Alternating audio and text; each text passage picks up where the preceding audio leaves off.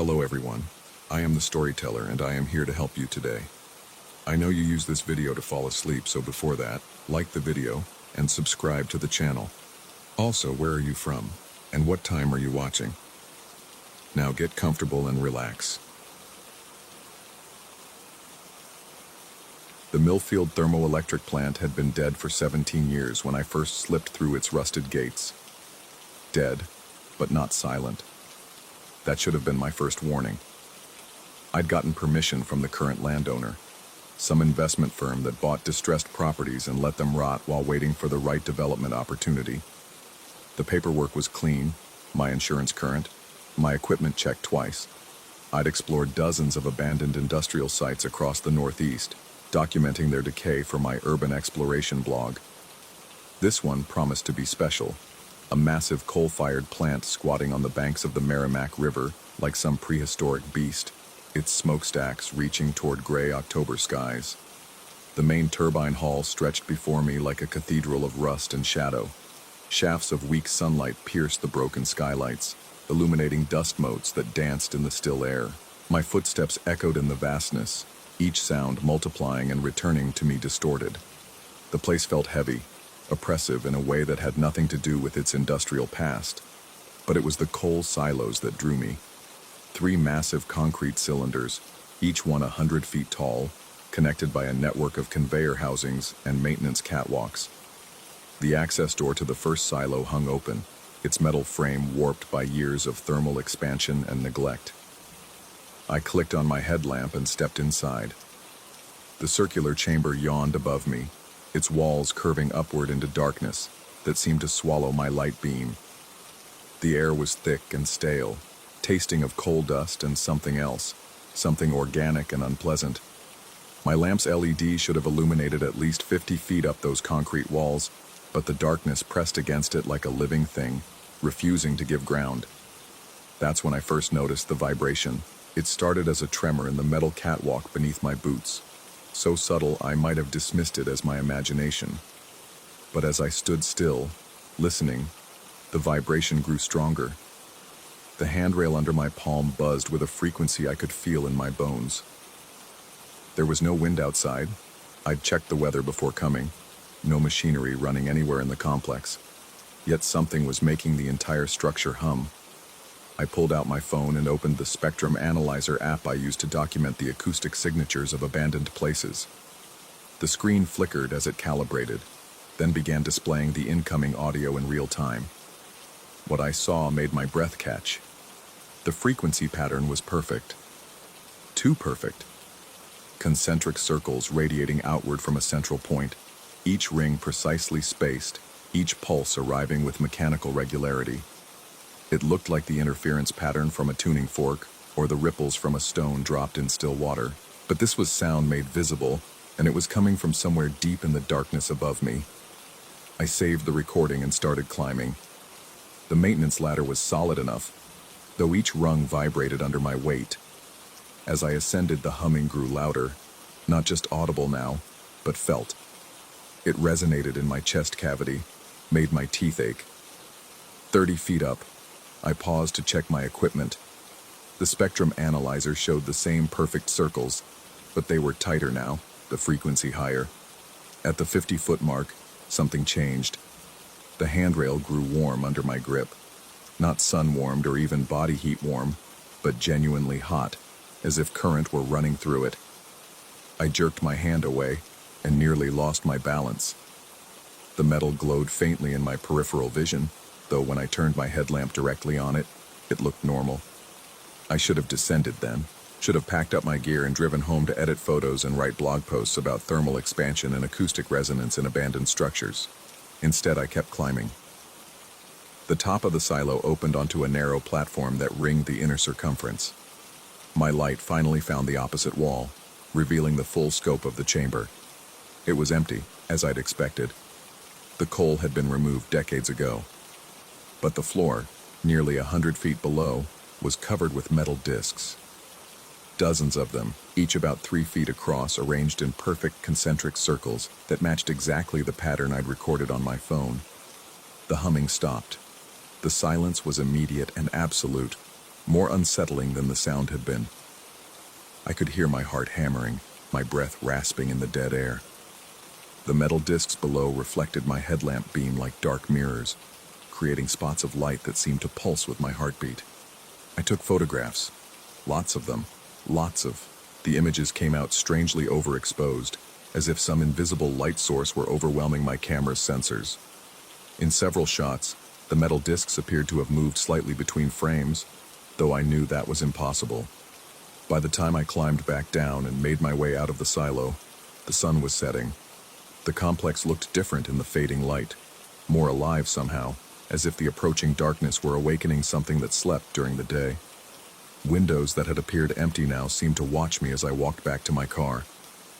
I drove home in a strange mood, unable to shake the feeling that I'd left something unfinished. The photographs were disappointing when I reviewed them on my computer, blurry, overexposed, revealing none of the eerie perfection I'd witnessed. The audio recording was worse. 6 minutes of what sounded like white noise with an underlying rhythm that made my head ache. But I couldn't stop listening to it. That night, I dreamed of falling down a concrete shaft that never ended, while somewhere far above me, metal discs spun and sang in perfect harmony. I told myself I wouldn't go back. The site was documented, the photos were adequate, and I had other locations on my list. But by Thursday, I was planning my return trip. Just to verify the measurements, I told myself, to get better photographs with different equipment. The second visit was supposed to be routine. I arrived early this time, while the morning sun still painted the structures in shades of gold and rust. Everything looked exactly as I'd left it. The same broken windows, the same twisted metal, the same sense of barely contained menace. But when I entered the first silo, I knew immediately that something had changed. The metal discs on the floor had moved, not dramatically, just a few feet in some cases, inches in others. But they definitely shifted position. More importantly, they were now arranged in a pattern that perfectly matched my footprints from the previous week. Where I'd walked, where I'd paused, where I'd stood to take photographs, it was all there, recorded in rusted steel. My rational mind offered explanations: settling, thermal expansion, maybe some automated system I hadn't noticed, still functioning after all these years. But my rational mind was shouting into a growing void of unease that had nothing to do with logic. I climbed the ladder again, driven by a compulsion I didn't fully understand. The humming started as soon as I reached the 10-foot mark, the same perfect frequency as before. But this time, I was listening for it. This time, I was ready. The spectrum analyzer showed the same concentric circles, but now I could see they were rotating.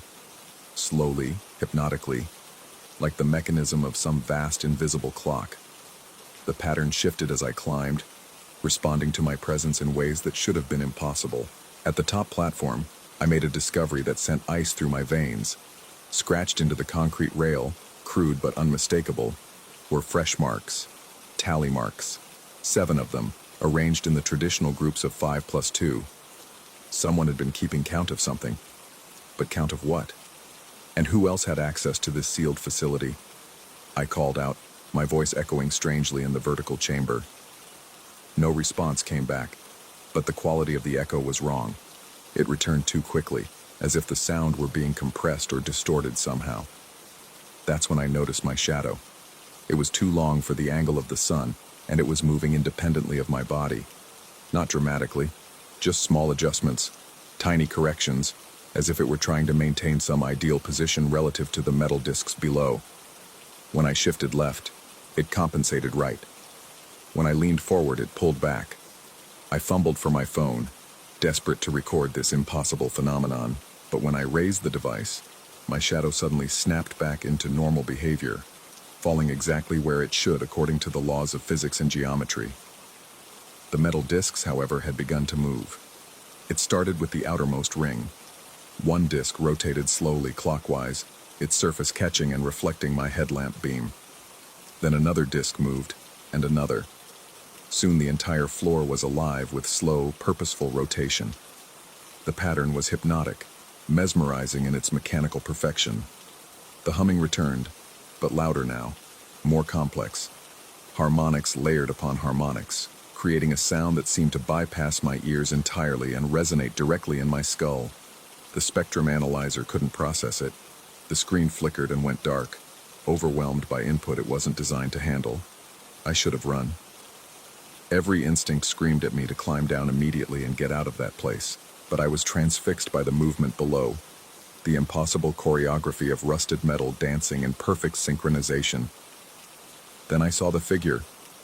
It was standing among the rotating discs, barely visible in the shifting shadows and reflected light. Human-shaped but wrong somehow.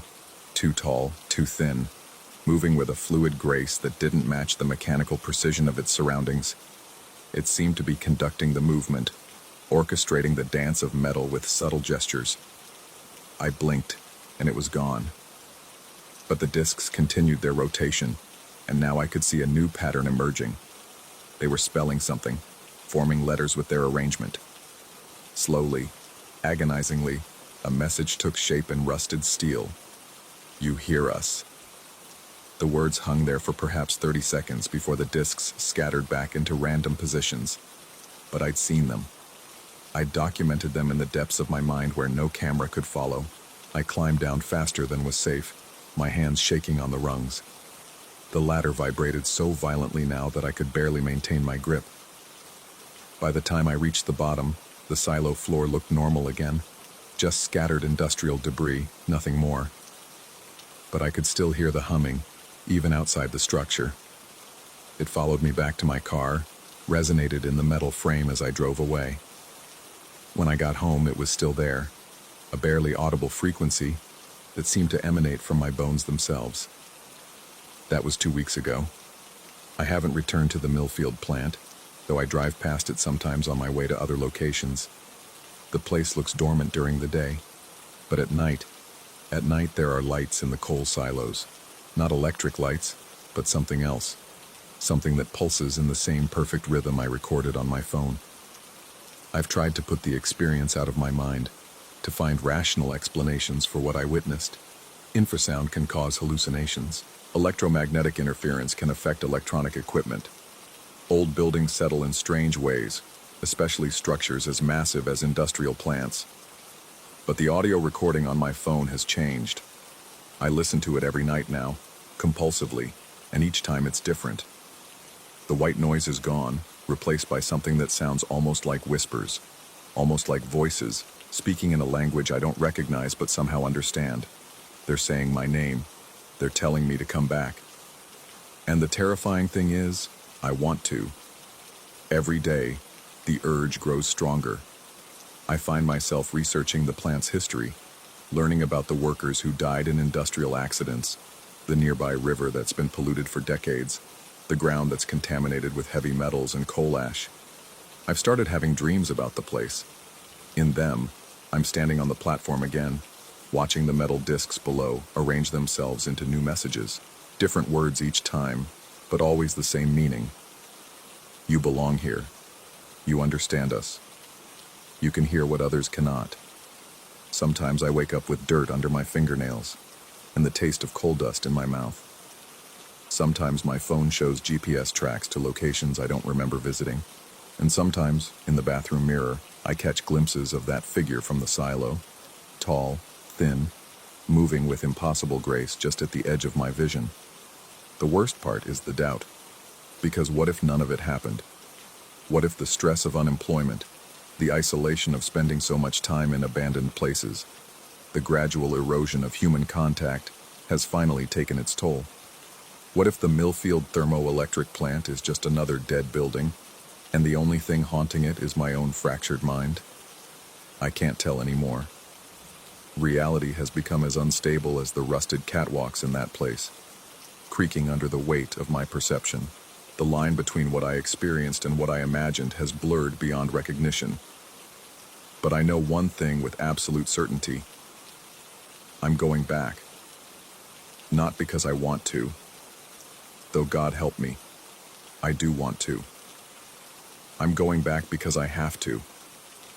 Because something in that place has marked me, claimed me, drawn me into its orbit like a piece of metal pulled toward a magnet. The only question is whether I'll find answers there, or lose myself completely in the resonance of whatever waits in the darkness above those spinning discs. Either way, I suspect this will be my last blog post. If anyone reading this decides to visit the Millfield plant, be careful what you listen to in the coal silos.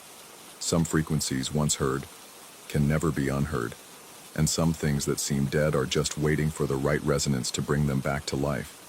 The humming is getting louder now. It's time to go. Story 2. The van's interior reeked of stale cigarettes and something else. Something metallic that caught in the back of my throat like copper pennies. I should have walked away then, but the Mini Moog Model D gleamed under the dome light like a promise I'd been chasing for 15 years. "Power inverters back there," the seller said, jerking his thumb toward the van's rear. His name was Eddie, or at least that's what his Craigslist profile claimed. In person, he looked nothing like his photo, gaunt where the picture showed fullness, his eyes sunken deep enough to cast shadows even under the streetlight. "Gotta test it proper, you know. These old girls are temperamental." The Newark street stretched empty in both directions, broken streetlights creating pockets of darkness that seemed to breathe. I'd driven 40 minutes from Manhattan for this, drawn by his promise of an authentic 1970s Mini Moog in collector condition. The asking price was too good to be true, which should have been my second warning. Inside the van, the synthesizer sat bolted to a makeshift table, its wooden panels still bearing the patina of age. Eddie connected the power cable to an inverter that hummed with electronic urgency. The moment he flipped the switch, something changed in the air pressure, like the seconds before a thunderstorm breaks. "There she is," he whispered, and I noticed his hands trembling as he stepped back. The Mini Moog awakened without my touch. A pad sound emerged from its speakers, ethereal, ambient, like wind through cathedral pipes. My breath fogged in the suddenly cold air as I stared at the keyboard. No keys were depressed. No hands guided the sound. Outside, the streetlights began to pulse in rhythm with the synthesizer's low-frequency oscillator. The amber glow would surge bright, then fade to near darkness, then surge again, perfectly synchronized with the electronic heartbeat emanating from the machine. Eddie watched me with an intensity that made my skin crawl. "She's got history," he said, his voice barely audible over the ambient drone. "Brings back what you play while thinking. That's what the previous owner told me." I should have laughed, should have demanded an explanation for the synchronized lights, the self-playing keys, the way the temperature had dropped 10 degrees since we'd climbed into the van. Instead, I found myself drawn to the keyboard like metal filings to a magnet. My fingers found a random chord, C major, simple and pure. The moment I pressed the keys, the van's metal walls responded with an echo that shouldn't have existed. But this wasn't just any echo. From somewhere within the vehicle's frame came the ghost of a melody I hadn't played in 20 years, note perfect and heartbreakingly familiar. It was the main theme from a song I'd written in high school, a piece I'd never shared with anyone, never recorded, never even played in front of another human being. Just late-night explorations on my father's old Casio, working through chord progressions and melodies that existed only in the space between my bedroom walls and my adolescent dreams. But here it was, resonating from the van's metal body, as if the steel itself had memorized every note. And underneath the melody, a rhythm began, not from the synthesizer's speakers, but from deep within the vehicle's structure. Metal creaking in time, rivets and bolts becoming percussion instruments in an impossible orchestra. I jerked my hands away from the keys, but the sounds continued. The original pad tone, my forgotten melody, and the rhythmic percussion of the van's own anatomy playing in perfect harmony. Eddie's smile revealed teeth too white for his weathered face. "Told you she had history," he said, but his lips didn't quite match the words I heard. I stumbled backward, my shoulder hitting the van's rear door. The handle turned under my weight, and I tumbled out onto the asphalt, gasping in the night air that felt warm after the artificial chill inside the vehicle. The music didn't stop. Behind me, the Mini Moog continued its impossible performance, my teenage melody weaving through electronic drones while the van itself provided percussion. I could see inside through the rear window. the keyboard still playing itself, keys depressing and releasing in patterns that seemed almost organic, like fingers made of shadow. Eddie hadn't followed me out. In fact, I couldn't see him at all through the tinted glass. The driver's seat appeared empty, though I was certain he'd been standing just behind me moments before. I pulled out my phone to call the police, report some kind of fraud or supernatural disturbance or whatever category this fell under. The screen showed no signal, which was impossible in Newark, even on this forgotten street. But the phone's display was reflecting something else. Shapes moving in the van's windows that didn't match what I could see directly. The melody grew more complex, my simple chord progression evolving into harmonies I'd never imagined, but somehow recognized. This was the song I would have written if I'd been more talented, more inspired, more than just another kid pecking at keys in suburban silence. It was the perfect version of my imperfect creation, and hearing it made me understand that I'd never really forgotten it at all. I'd been humming fragments of it for years without realizing. In the shower, walking to work, during mindless moments when my consciousness drifted, the melody had never left me. It had been growing, evolving, waiting for the right instrument to give it complete voice. The streetlights pulsed faster now, and I noticed other lights responding in the distance. Windows in apartments, neon signs, even the traffic light at the far intersection, all flickering in syncopated rhythm with the music flowing from the van. I approached the vehicle again, drawn by curiosity that felt both natural and compelled. Through the windshield, I could see the Mini-Moog's controls moving by themselves, filters opening and closing, oscillators modulating, the pitch wheel bending notes in ways that made my chest tighten with inexplicable nostalgia. But the driver's seat remained empty. Eddie had vanished, leaving no trace except the lingering smell of cigarettes and that metallic tang that now seemed familiar, like something I'd tasted before in dreams. I circled the van, looking for any sign of him, any rational explanation for what I was witnessing. The music followed me, seeming to emanate not just from inside the vehicle, but from the asphalt beneath my feet, the air around my ears, the resonant cavity of my own chest. When I completed the circuit and returned to the rear of the van, I found the door closed and locked. Through the window, the Mini-Moog played on, but something had changed. The melody was different now, not my teenage composition, but something else entirely. Something that sounded like music I might write tomorrow, or next year, or in some parallel version of my life, where I'd never stopped pursuing the sounds that lived in the spaces between sleep and waking. My phone buzzed, a text message from an unknown number. Payment confirmed. Enjoy your purchase. E. I looked around the empty street, my breath coming in short bursts that created visible clouds in air that had grown cold again. The van's engine wasn't running, but I could feel vibrations through the soles of my shoes, as if the vehicle itself had become a massive speaker cabinet. The music began to fade, but not in the way sounds normally diminish. Instead, it seemed to be moving away from me, receding into dimensions I couldn't name. The streetlights returned to normal, their steady amber glow revealing the ordinary night I'd thought I was living in. In the sudden silence, I could hear my heartbeat, my breathing, the distant hum of traffic from the main road. Normal sounds, real sounds, but underneath them, so faint I might have imagined it, the ghost of that melody continued to play.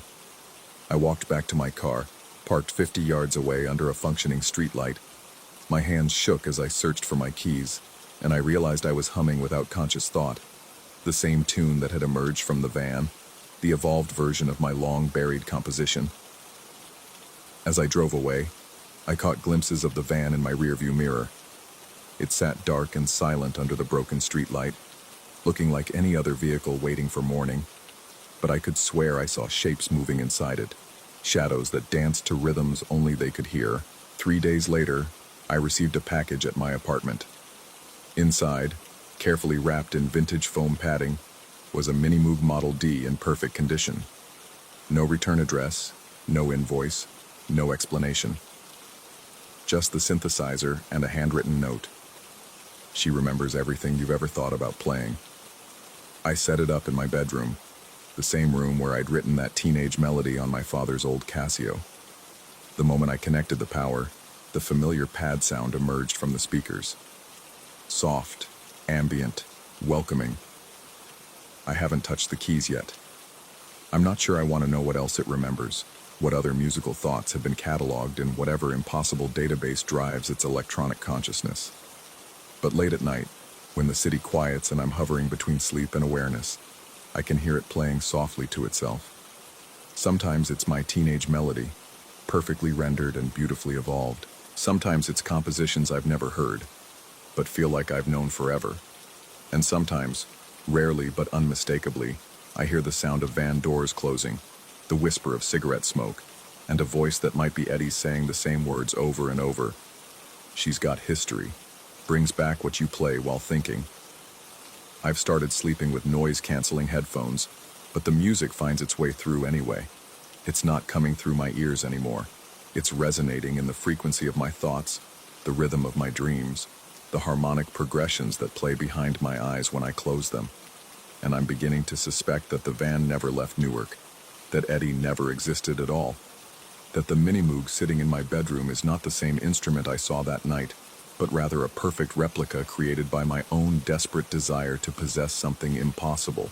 The alternative, that everything I experienced was real, would mean accepting that some objects can transcend their physical limitations, that music can exist independently of the musicians who create it, and that the boundary between thought and reality is more porous than I ever imagined.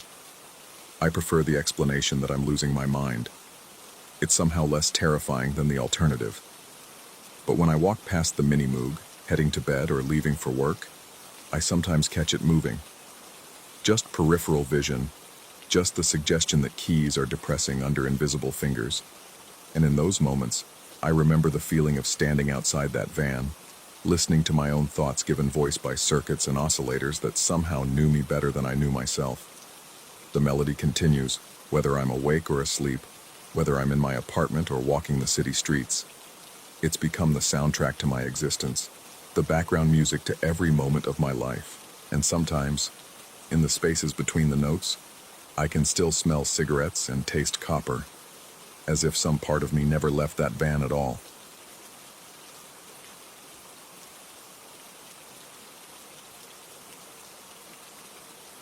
Story 3.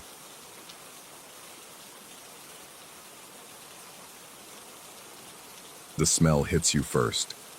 Sulfur thick enough to coat your throat, mixed with something else I've never been able to name.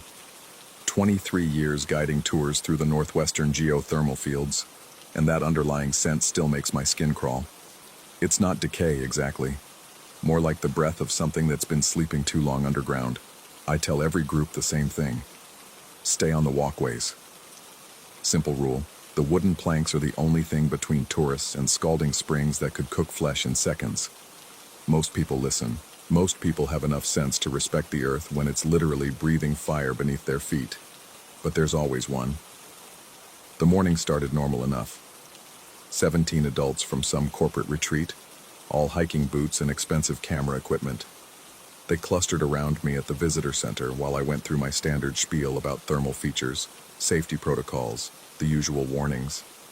I've given this speech so many times the words feel automated, muscle memory of the tongue. The walkway system stretches for nearly 2 miles through the geothermal basin, elevated boardwalks that snake between bubbling pools and hissing vents. The wood is treated lumber, replaced every few years when the constant steam and mineral deposits eat through it. Metal railings run along both sides, practical, sturdy, designed to keep people from doing stupid things. We'd been walking for maybe 20 minutes when I first heard them. The voices. At first, I dismissed it as wind through the vents. The geothermal area creates its own weather patterns. Hot air rising, cool air rushing in to fill the vacuum. It makes sounds. Whistles, moans, sometimes what almost sounds like conversation if you let your imagination run wild. After 2 decades out there, I'd learned to tune out the background noise. But these were different. Spaced out, deliberate. Like someone speaking underwater, vowels stretched and distorted. The kind of sounds you might hear if you pressed your ear to a drain pipe and someone was whispering on the other end. Come down here. I stopped walking. The group continued ahead, their chatter about stock options and quarterly reports drowning out whatever I thought I'd heard. The morning sun caught the steam rising from the pools, creating dancing curtains of vapor that made everything beyond 20 feet look dreamlike, insubstantial. Everything all right? Linda, the corporate coordinator, had doubled back. She was the type who noticed when people paused, when rhythms shifted. Probably made her good at her job. Fine, I said, forcing my feet to move, just checking the walkway stability. It wasn't a complete lie. After last month's earthquake, barely a 3-2, nothing dramatic, I'd been more cautious about the structural integrity of the boardwalks. The tremor had shifted some of the thermal vents, opened new ones, closed others. The landscape out here changes. It's alive in ways that make civil engineers nervous. We reached the grand pool, the crown jewel of the tour route. 40 feet across, perfectly circular, water so blue it looks artificial. The temperature stays constant at 180 degrees, hot enough to see your own death in the rising steam. I positioned the group at the designated viewing area and launched into my explanation of thermophilic bacteria, mineral deposits, the geological forces that created this natural cauldron. That's when I heard my name. Marcus. The voice drifted up from the pool itself, carried on a tendril of steam that curled toward my face like a beckoning finger. My throat went dry. I'd been Marcus to my ex-wife, my mother, my high school friends. But out here, I was always Mark. Professional distance. Tour guide Mark, who kept boundaries and didn't get personally involved with his groups. Nobody in this corporate cluster knew my full name. The thermal bacteria form these colorful rings, I continued, my voice steady despite the way my pulse had started hammering. The yellows and oranges indicate different temperature zones. Marcus, we've been waiting. This time I couldn't pretend I hadn't heard it. The words rose from the grand pool with unmistakable clarity, syllables that stretched like taffy but remained comprehensible. I took an involuntary step backward, my hand gripping the metal railing. The metal was warm, not sun-warm. We were in shadow from the morning clouds, but heated from within, like something alive running fever. Sir? One of the tourists, a heavy-set man in his 50s with camera equipment worth more than my monthly salary, was looking at me with concern. You okay there? Just getting a better angle for photos, I managed, releasing my grip on the railing. The metal left my palm feeling singed, though I could see no visible burn. We moved on to the next station, a cluster of smaller pools surrounding a massive fumarole that vented superheated steam every few minutes with the regularity of a geyser. This was usually the highlight of the tour, the predictable eruption, the photo opportunity, the collective wow from whatever group I was shepherding. But as we approached, I noticed something wrong with the walkway. The wooden planks, which should have been dry in the morning air, were damp. Not just damp, soaked, as if someone had been pouring water over them all night. But there'd been no rain. The weather service had promised clear skies, and they'd been right so far. Stay on the walkways, I found myself saying, the words more urgent than usual. Several tourists gave me odd looks. They were already on the walkways.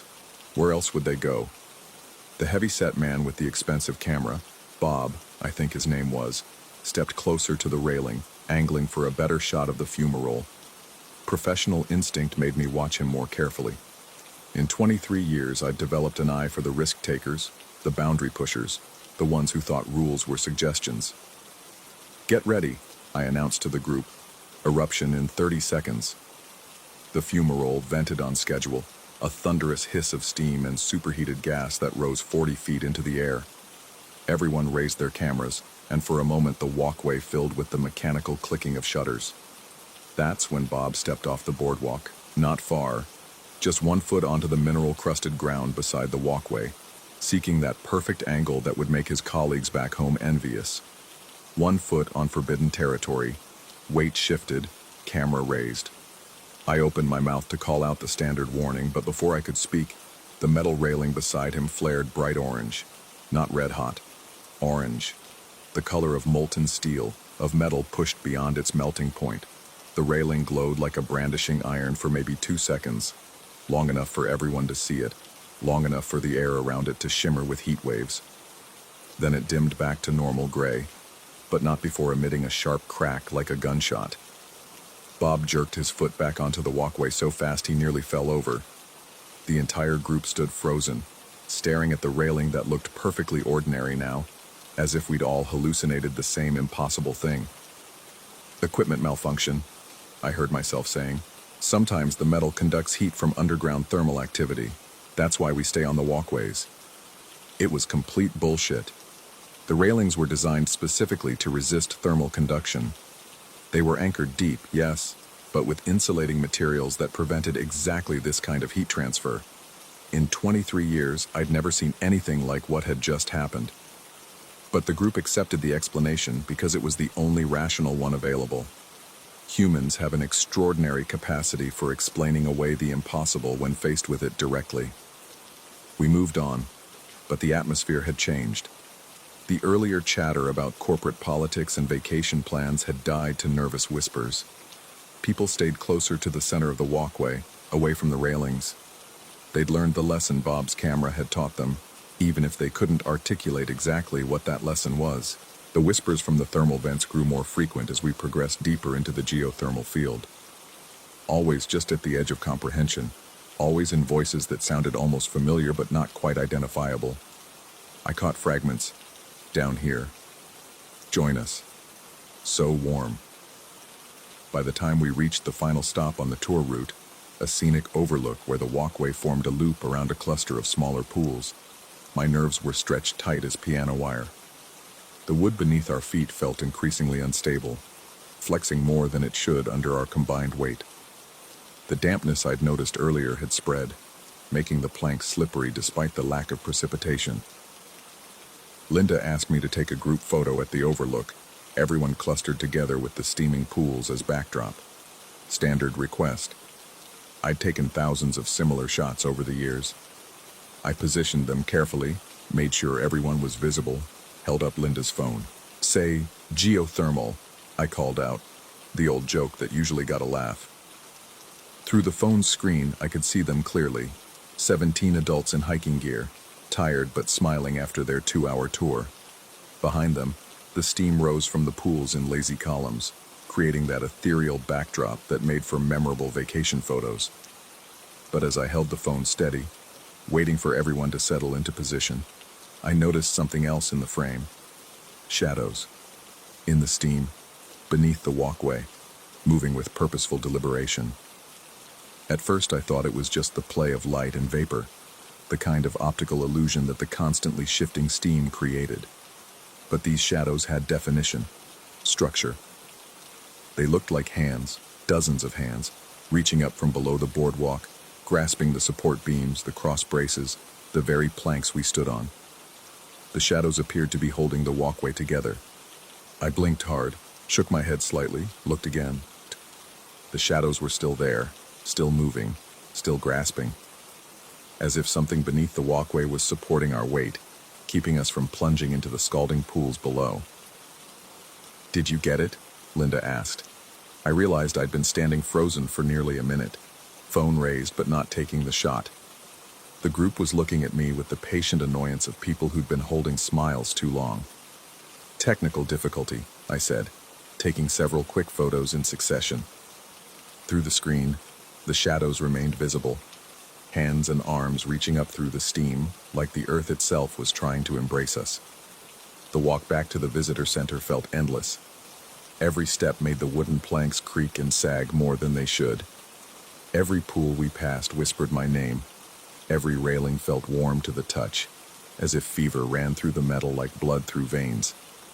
The group seemed oblivious to these changes, chatting now about lunch plans and afternoon activities, but I caught a few of them glancing at me with concern when they thought I wasn't looking.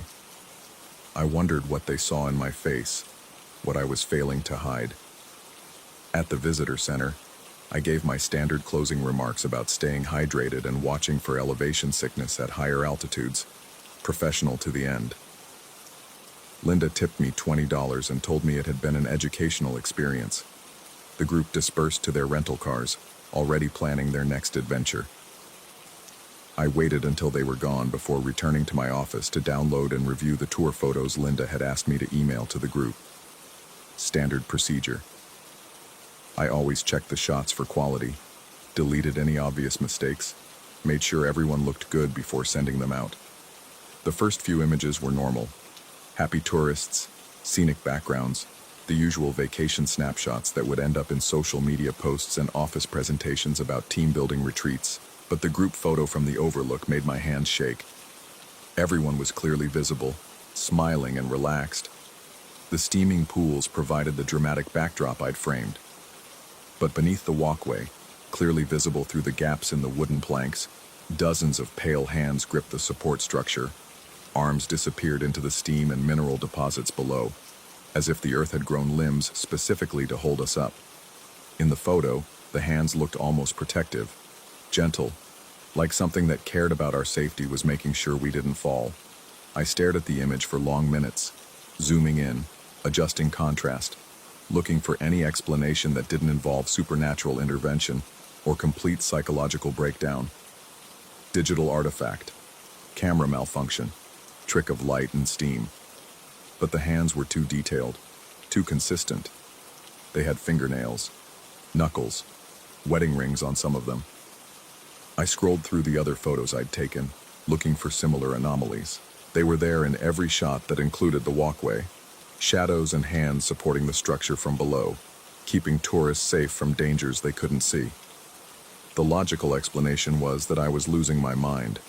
23 years of breathing sulfur fumes, of listening to the earth whisper and hiss and threaten. Maybe the isolation had finally gotten to me. Maybe I was seeing things that weren't there, hearing voices that existed only in the space between my ears. But if that were true, how had my camera captured them? I never sent those photos to Linda's group. Instead, I composed a brief email apologizing for a technical malfunction that had corrupted the images. I offered to refund their tip money and arrange for another tour if they wanted to try again. They never replied. That night, lying in bed in my small apartment 20 miles from the geothermal fields, I found myself listening for whispers in the heating vents, feeling for unusual warmth in the metal bed frame. The mundane world suddenly seemed fragile, unreliable. If the earth could grow hands to hold up walkways, if metal could glow white-hot without warning, if voices could rise from pools of scalding water, what else was possible? I called in sick the next morning, and the morning after that. By the end of the week, I'd submitted my resignation. But sometimes, late at night when the wind is right, I still hear my name carried on sulfur-scented air. And I wonder who's guiding the tours now, who's telling tourists to stay on the walkways, who's protecting them from the things that reach up from below. I wonder if they can see the hands. I wonder if the hands are still there. Story 4. The GPS died 3 miles before I found the SUV. I should have taken that as a sign to turn back. But 20 years of mapping remote trails had taught me to trust paper and compass over digital convenience. The Arkansas backcountry didn't care about satellite signals or cell towers. It kept its own time, followed its own rules. The spring floods had been brutal that year, carving new channels through Devil's Hollow and obliterating sections of trail I'd documented just 8 months prior. My job was simple: update the maps, mark the new hazards, ensure weekend hikers wouldn't stumble into washouts or unstable terrain. Simple, methodical work that usually brought me peace. But nothing felt peaceful about that morning. The forest hung heavy with post-storm humidity, the kind that made your clothes stick to your skin and turned every breath into a conscious effort. Mosquitoes swarmed in biblical numbers, their whine a constant backdrop to the squelch of my boots in the saturated earth. I'd been following what remained of Jessup Creek for 2 hours, documenting how the flood had reshaped its banks, when I spotted the dark shape wedged between 2 limestone outcrops. At first glance, it looked like another storm casualty, a fallen tree maybe, or a jumble of debris the water had deposited before receding. But as I approached, the geometric lines became unmistakable. Metal, glass, a vehicle that had no business being this deep in the wilderness. The SUV was old, maybe early 2000s, its original color lost beneath layers of rust and forest grime. It sat tilted at an awkward angle, passenger side low, as if the flood had tried to flip it but given up halfway through. What caught my attention first weren't the obvious signs of age and abandonment, but the scratches. Hundreds of them scored deep into the metal, creating intricate patterns across the hood and doors. Too deliberate to be random damage, too chaotic to be vandalism.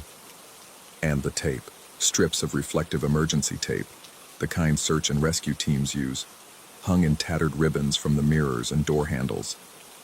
Once bright orange, now faded to the color of old blood, they fluttered weakly in the humid air like prayer flags in a dead wind. I circled the vehicle slowly, my camera clicking methodically as I documented what I'd found.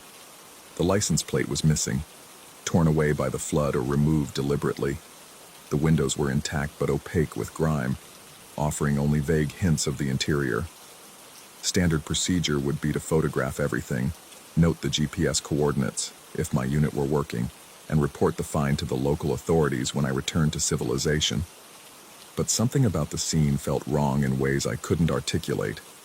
The scratches were too systematic, the placement of the SUV too perfect, as if someone had positioned it deliberately in the narrowest part of the creek bed. And those strips of tape, they weren't randomly attached. They formed patterns, almost like markers or symbols, though I couldn't decipher their meaning. I tried the driver's door first, locked. The passenger side was partially buried in mud and debris, but the rear door gave way after I put my weight against it. The hinges screamed in protest, a sound that echoed off the limestone walls and seemed to linger far longer than it should have. The smell hit me immediately. It wasn't decay. I'd encountered that before, unfortunately, in my line of work. This was something else entirely, sharp and chemical, like ammonia mixed with the loamy scent of wet earth after a heavy rain. It made my eyes water and triggered an immediate gag reflex, but I forced myself to lean closer, breathing through my mouth as I examined the interior. The back seat was stained with something dark and oily, but showed no obvious signs of violence. No blood, no torn fabric, no scattered belongings, just that overwhelming smell and a sense of wrongness that made my skin crawl. I took several photos, the flash illuminating details that somehow looked worse in the artificial light. The seats weren't just stained, they were shaped, as if something heavy had pressed into them repeatedly, creating permanent impressions in the foam and fabric. Something large, something that had spent considerable time back there. I was backing out of the vehicle when I noticed the tracks. The flood had scoured most of the creek bed clean, leaving behind smooth stones and patches of sandy silt. Perfect conditions for preserving prints, and there were plenty of them. At first, I saw only what I expected: raccoon paws, deer hooves, the delicate impressions left by various birds. Normal forest traffic resuming after the water receded. But as I followed the tracks upstream, away from the SUV, they became less normal. Much less. The cat prints were unmistakable, large, rounded pads with no claw marks visible. Probably a bobcat, though bigger than any I'd seen sign of in Arkansas. The tracks crisscrossed the creek bed in seemingly random patterns, doubling back on themselves, circling the vehicle multiple times before heading upstream. I followed them for nearly a quarter mile, watching as they wove between the limestone boulders and disappeared into patches of harder ground, only to reappear yards later in the soft silt. It was at the first major bend in the creek that I found the other prints. Human footprints, size 11 or 12 boots, with a distinctive tread pattern I recognized as military surplus. They appeared suddenly in a patch of wet sand, two sets walking side by side, matching pace perfectly. But here's what made my hands shake as I took photographs. The cat tracks didn't disappear when the human prints began. Instead, they paralleled them, as if the animal had been walking alongside whoever had made those boot prints, walking together, deliberately, like companions. I spent the better part of an hour documenting that section of creek bed, taking measurements, photographing every clear print. The human track showed no signs of pursuit or panic, no sliding or stumbling, no indication that the person had been running or in distress. Just a steady, purposeful gait that matched the equally steady pace of the large cat beside them. The tracks disappeared where the creek bed turned rocky, but not before I noticed something else that made my mouth go dry. In the last clear print, the deepest one, pressed into a patch of particularly fine silt, there was a fifth toe mark on the human footprint, longer than it should be, curved like a claw. I told myself it was just a trick of the light, a shadow cast by the uneven surface of the mud. But when I knelt closer, angling my flashlight beam from different directions, the mark remained consistent, deliberate, real. That's when I decided to make camp. It wasn't a rational decision. My original plan had been to complete the creek survey and return to my truck before dark, but something about the discovery demanded more thorough investigation. At least that's what I told myself as I selected a flat area upstream from the SUV and began setting up my tent. The rational part of my mind screamed that I should leave, file my report, let someone else deal with whatever I'd stumbled into. But the professional part, the part that had spent 2 decades documenting the wilderness, refused to walk away from something this significant without understanding it first. I established my camp on a small rise overlooking the creek, close enough to observe the SUV site, but far enough away to avoid the lingering smell.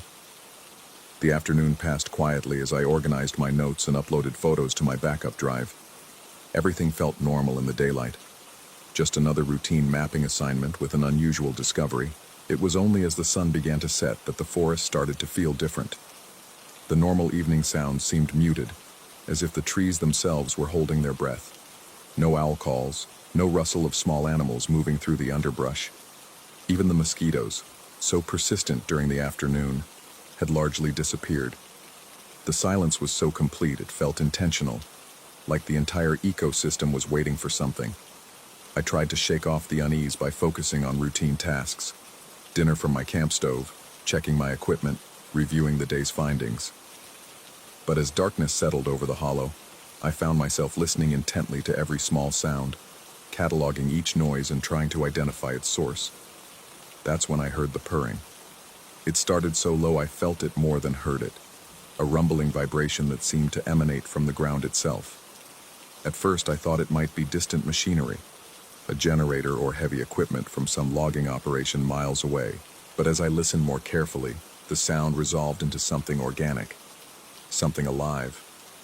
A cat's purr, but magnified beyond anything natural. Deep and resonant, it rolled through the forest like distant thunder, lasting for minutes at a time before fading to silence. During the quiet intervals, I strained to pinpoint its direction, but the limestone walls of the hollow created complex echoes that made localization impossible. The purring would start again without warning, sometimes from what seemed like the same location, sometimes from an entirely different direction. I began to suspect there might be more than one source, multiple animals calling to each other across the darkness. But that raised uncomfortable questions about what kind of cats could produce sounds of such volume and depth. I was making notes about the vocalizations, trying to maintain scientific objectivity, when I heard the whistle. It came from downstream, in the direction of the SUV, a long modulated tone that rose and fell with disturbing familiarity. My blood turned to ice as recognition hit. It was the exact pattern I'd used earlier that afternoon to test the acoustics of the hollow. A simple ascending scale I'd whistled while photographing the vehicle, curious about how sound would carry in the narrow space between the limestone walls. Someone, or something, was playing it back to me with perfect pitch and timing. I grabbed my flashlight and played the beam downstream, but the light barely penetrated 50 feet before being swallowed by darkness. The whistle came again, closer this time, and I could swear it carried subtle harmonics that my original hadn't possessed, as if multiple voices were producing it in unison. My hands trembled as I fumbled for my digital recorder, the same device I'd used to document the afternoon's acoustic test. I rewound to the relevant section and played it back, confirming what I already knew. The whistle echoing through the darkness was identical to my recorded call, note for note, inflection for inflection. But somehow, impossibly, it was also different, richer, more complex, as if my simple human whistle had been interpreted by something with a far more sophisticated understanding of sound and pitch. The purring resumed, louder now, and definitely closer. I could feel it in my chest, a subsonic thrumming that made my ribs ache. And beneath it, barely audible, came another sound that raised every hair on my body. Soft footsteps in the creek bed, moving with deliberate stealth through the water and sand. Not one set of footsteps. Multiple sets, some clearly human, others padding with the distinctive gait of large quadrupeds. Moving together, synchronized, approaching my camp with obvious intent. I switched off my flashlight and sat motionless in the darkness, hardly daring to breathe. The footsteps continued their approach, sometimes splashing through shallow pools, sometimes silent on patches of sand. They would pause for long minutes, as if the creatures making them were listening as intently as I was, then resume their steady advance.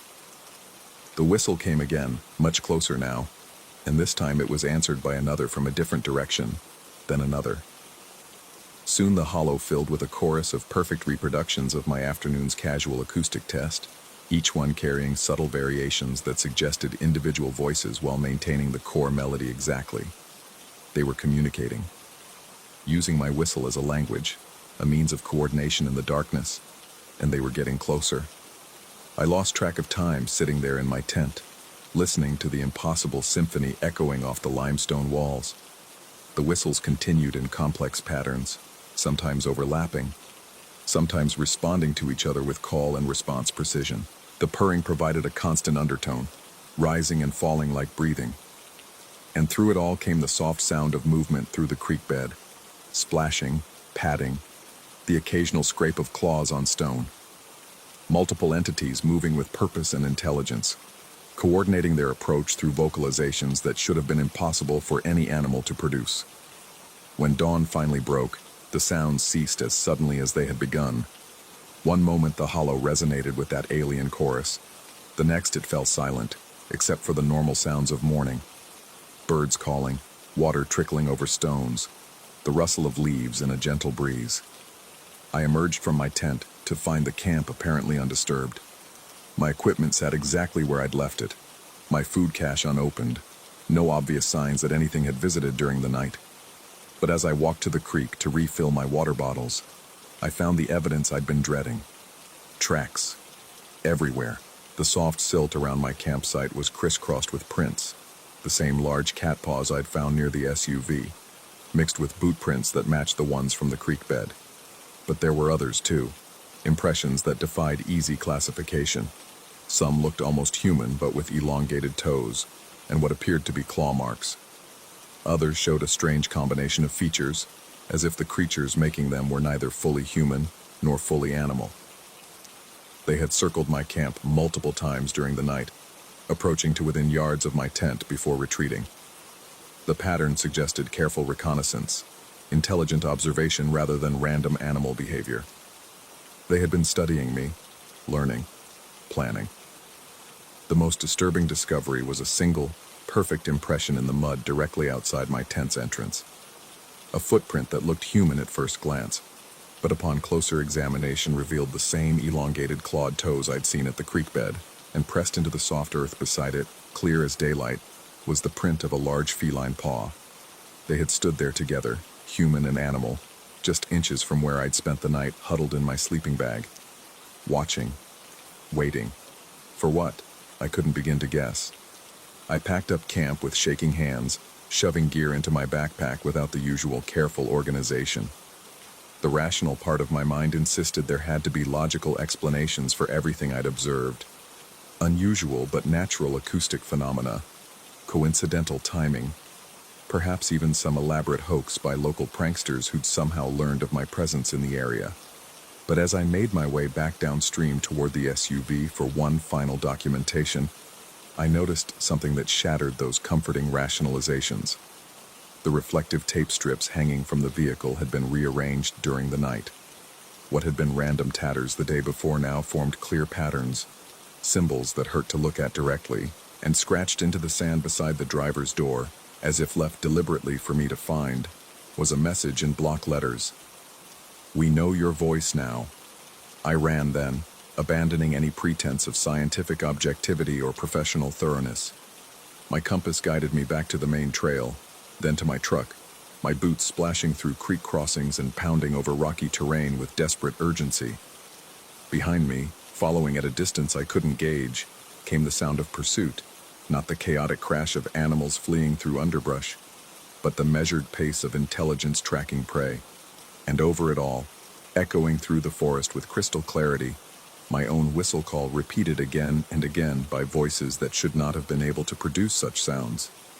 I reached civilization 3 hours later, bursting into the ranger station with wild eyes and a story that sounded insane even to my own ears. The officials were polite but skeptical, promising to investigate while clearly filing my report under possible psychological episode brought on by isolation stress. But I know what I experienced in Devil's Hollow. I know those things, whatever they were, learned my voice and used it against me. And sometimes, in the quiet hours before dawn, I hear that whistle floating through my suburban bedroom window. The same ascending scale, perfect in pitch and timing, but carrying harmonics no human throat could produce. They know my voice now, and somehow, impossibly, I think they're still listening. The question that haunts me isn't whether what I experienced was real. The question is whether they followed me home, or if they were here all along, waiting for someone like me to teach them how to call. Story 5. The retreat center squatted against the mountainside like something that had grown there, all weathered timber and dark windows that reflected nothing but pine needles and sky. I'd been working corporate retreats for 3 years, but something about this place felt different from the moment our van crunched up the gravel drive. Maybe it was how the trees seemed to lean inward, creating tunnels of shadow even in daylight. Maybe it was how the silence felt thick enough to choke on. The executives from Meridian Corp had booked the entire facility for 4 days of team-building exercises and strategic planning sessions. 23 middle-aged suits who spent most of their time staring at phones and complaining about the Wi-Fi, which worked sporadically at best up here. I was part of the skeleton crew. Myself, Janet the cook, Mike who handled maintenance, and Sarah from the activities department. The regular manager had called in sick, leaving us to babysit a group of people who seemed increasingly uncomfortable the further they got from civilization. By the second day, I noticed how they clustered together during breaks, voices dropping to whispers when they thought we weren't listening. The mountain had that effect on city people. All that space, all that quiet, it made them nervous, made them remember they were small. The real problem started on the third night. I was doing my final rounds, checking that the common areas were secure and the heating system was running properly. The temperature had dropped 20 degrees since sunset, and a light snow had begun falling, dusting the cars in the parking lot with white powder. Through the main lodge's floor-to-ceiling windows, I could see the executives scattered across the seating area, some reading, others nursing drinks from the honor bar. The scene looked almost cozy if you ignored how they kept glancing toward the windows. I was adjusting the thermostat when someone called my name. "David." The voice came from outside, thin and high-pitched, carrying clearly through the glass. I looked up, scanning the snow-covered lot, but saw nothing except the dark shapes of parked cars and the wall of pine trees beyond. One of the executives, a woman named Linda from marketing, had looked up from her tablet. "Did you hear that?" she asked. Before I could answer, the voice came again. "David Mitchell." This time several heads turned. The voice was definitely coming from the parking lot, somewhere beyond the reach of the porch lights. It sounded like a child, but there were no children at the retreat. No children within 20 miles, probably. "Someone's kid must be lost," said Tom from finance, though his voice carried no conviction.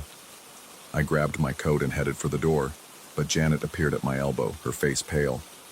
She'd been working these mountains for 15 years, knew every local family. "No kids up here," she said quietly. "Haven't been any kids up here for months." The voice called again, and this time I caught something strange about it. "David Mitchell." There was an odd pause between my first and last name, like someone reading from a script and not quite sure where the emphasis should fall. Like they knew the words, but not the rhythm. I stepped onto the covered porch, the cold hitting my face like a slap. The snow was falling heavier now, fat flakes that seemed to absorb sound. The parking lot stretched out before me, a field of white interrupted by the dark humps of vehicles.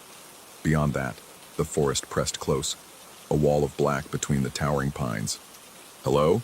I called out. The voice answered immediately, as if it had been waiting. David Mitchell. It was coming from somewhere near the tree line, maybe 50 yards away. But as I strained to see through the snow, I realized something that made my chest tighten. The voice sounded familiar. Not the words. Those were definitely coming from a stranger. But the cadence, the subtle inflection. It sounded like my sister calling me for dinner when we were kids, if my sister had been running her voice through some kind of filter. "Who's there?" I shouted. This time the voice changed. "Janet Morrison." I spun around. Janet was standing in the doorway behind me, her face ghost white in the porch light. The voice outside had her accent, her slight lisp on the S sounds, but pitched higher, thinner, like someone doing an impression they'd only heard once. "Janet Morrison," the voice repeated. And again there was that strange pause, that artificial rhythm. More of the executives had gathered behind Janet now, pressing against the windows. I could feel their anxiety radiating outward like heat. In the distance, I heard what sounded like footsteps in the snow. A soft, regular crunching that was definitely moving closer to the lodge. "Get inside," I told Janet, but she was already backing away from the door. The footsteps were clearer now, and I could track their progress across the parking lot. But when I looked in that direction, I saw nothing. The snow was undisturbed except for the tire tracks from earlier. No footprints, no dark figure moving between the cars. Just that steady crunch, crunch, crunch getting closer. "Sarah Kellerman," the voice called, and Sarah let out a small cry from somewhere behind me. That was when I realized what was happening. The voice was working through our names, calling to each of us in turn. But how did it know who we were? And why did it sound like us, like distorted echoes of our own voices? I backed toward the door, never taking my eyes off the parking lot. The footsteps had stopped somewhere near the closest car, a red sedan belonging to one of the Meridian executives. I waited, barely breathing, for the voice to call out again. Instead, I heard breathing. Not from behind me, from out there in the snow. Slow, deliberate inhalations and exhalations, just barely audible over the wind. The sound was wrong, too controlled, like someone consciously thinking about each breath. Like someone who had to remember how to do it. "Everyone inside," I said, not turning around. "Now." I heard them shuffle back into the lodge, but I remained on the porch for another moment, listening. The breathing continued, and now I could hear something else underneath it. A soft humming, almost musical. The tune was familiar, something I'd heard before but couldn't quite place. When I finally went inside and locked the door, I found the group huddled in the main seating area. The executives were trying to maintain their professional composure, but I could see the cracks showing. Tom kept checking his phone, even though there was no signal. Linda had pulled her knees up to her chest. Sarah was pacing near the windows, careful not to get too close to the glass. "Probably just some local kids playing pranks," Mike said, but his voice lacked conviction. He'd been working maintenance jobs in small mountain towns his whole life, and he knew this wasn't normal. I was about to respond when the lights went out.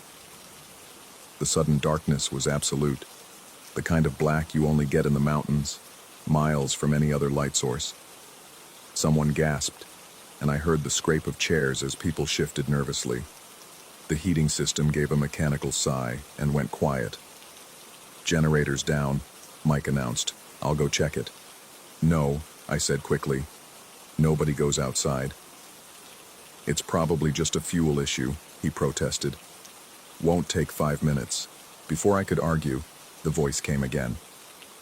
This time it was right outside the windows, so close I could hear the words clearly despite the glass.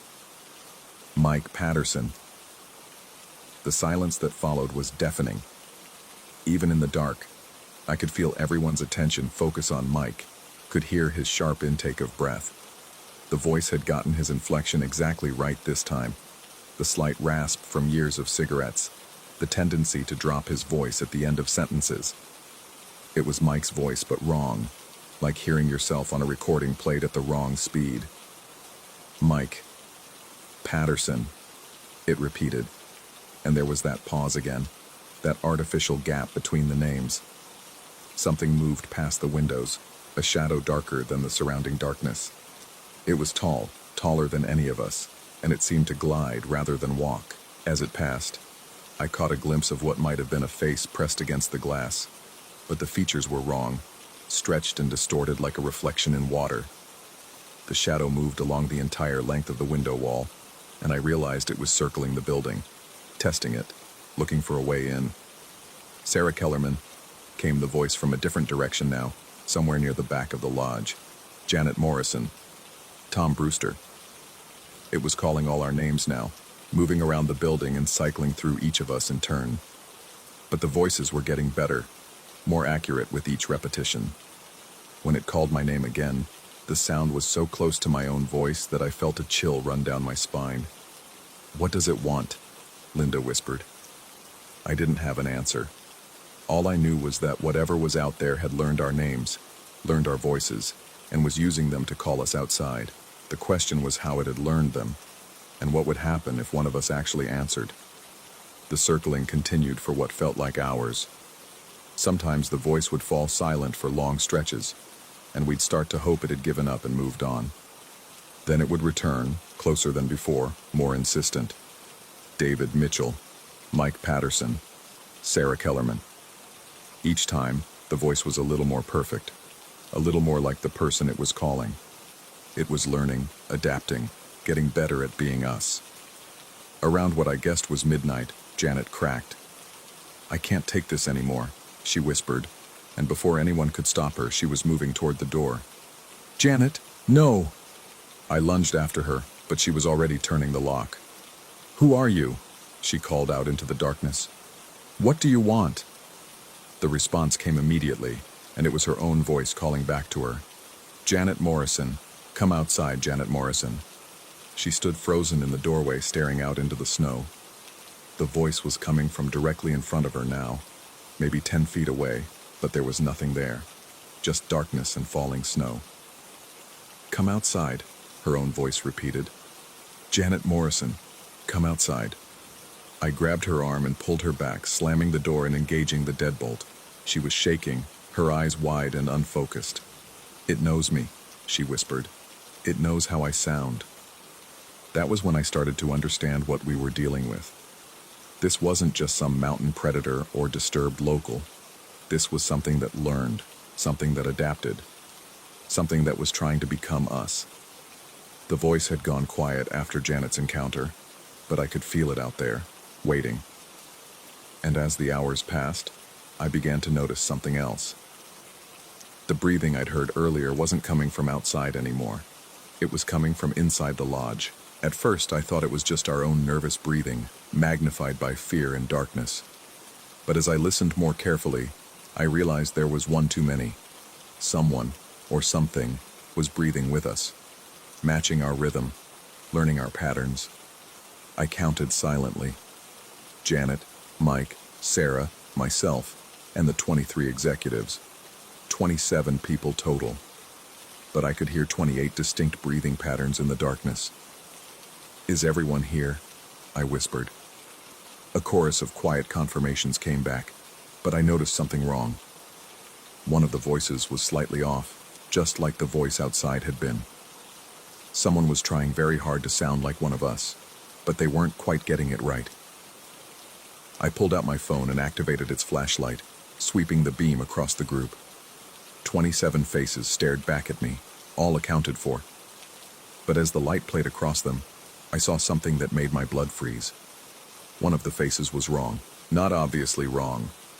The features were all in the right places, the expression appropriately concerned. But something about the eyes was off, something about the way they reflected the light. They were too bright, too focused, like a nocturnal animal caught in headlights. I tried to remember who had been sitting in that spot before the lights went out, but the darkness and confusion had scrambled my memory. All I knew was that 27 of us had entered the lodge that evening, And now there were still 27 of us here, but one of us wasn't us anymore. The thing wearing a human face smiled at me, and for just a moment, its mouth opened wider than any human mouth should. Then the expression snapped back to normal. Just another concerned retreat guest waiting for morning. I kept the flashlight trained on the group, but I couldn't tell which face belonged to the intruder. They all looked human now. All looked exactly as they should, but I knew one of them was wrong.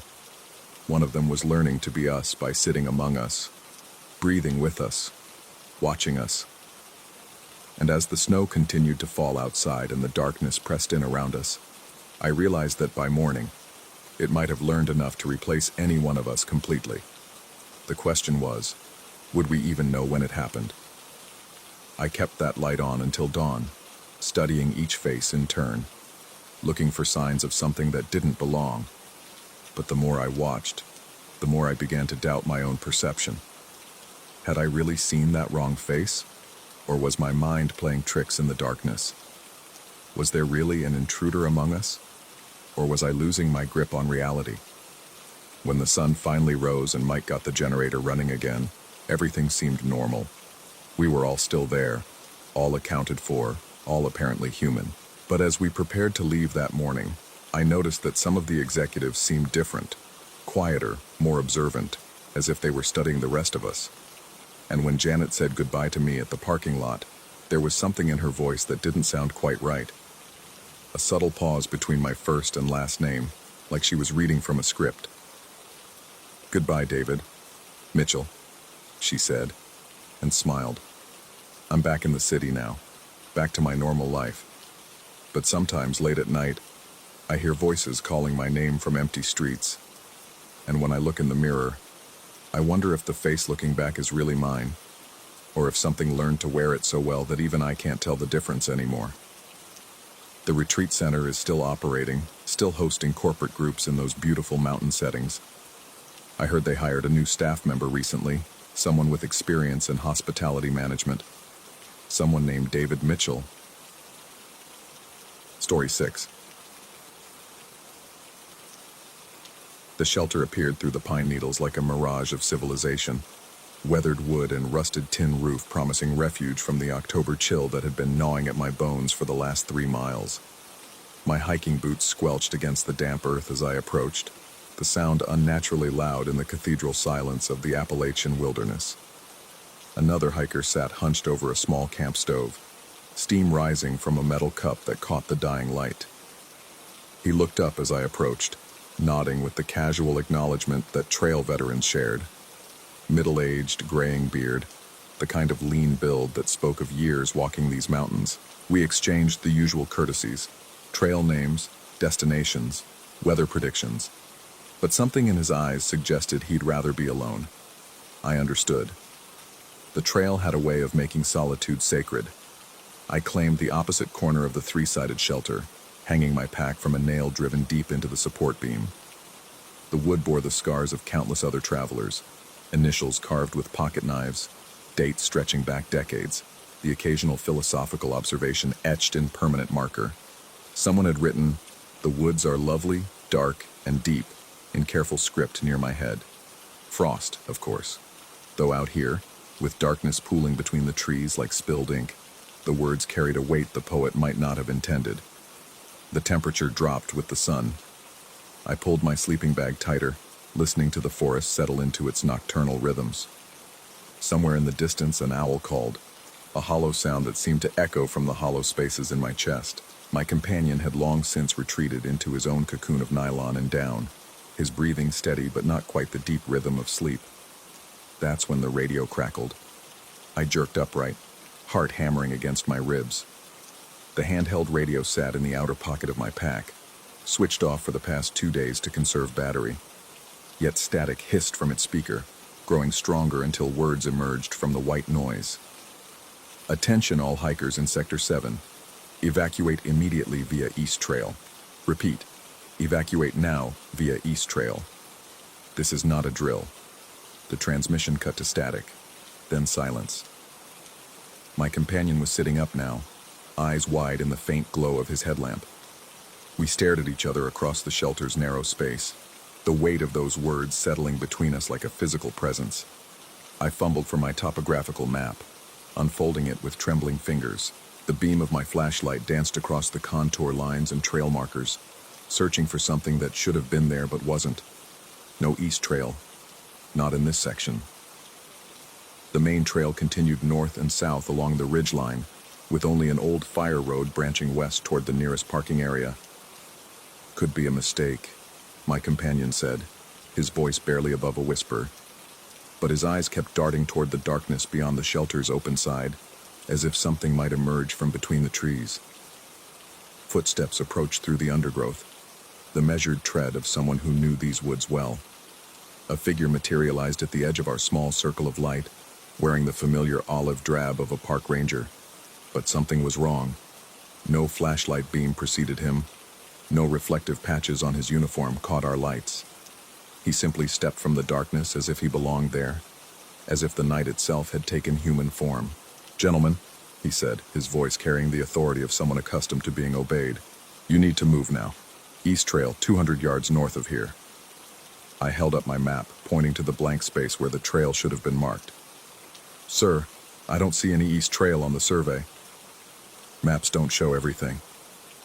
The ranger raised his arm, pointing into the forest with two extended fingers. The gesture struck me as oddly formal, almost ceremonial. "That way. Move fast." Something cold crawled up my spine, not just the October chill, but something deeper. I pulled out my compass, watching the needle swing to magnetic north. The direction he indicated lay nearly due west, toward the steep drop-off I'd noticed on the approach to the shelter. "What's your call sign?" I asked, trying to keep my voice steady. He paused, and in that moment of hesitation, I could swear I saw something flicker across his features, a ripple like heat distortion over summer asphalt. Then he spoke, and the blood turned to ice in my veins. "KD7VXM. My call sign.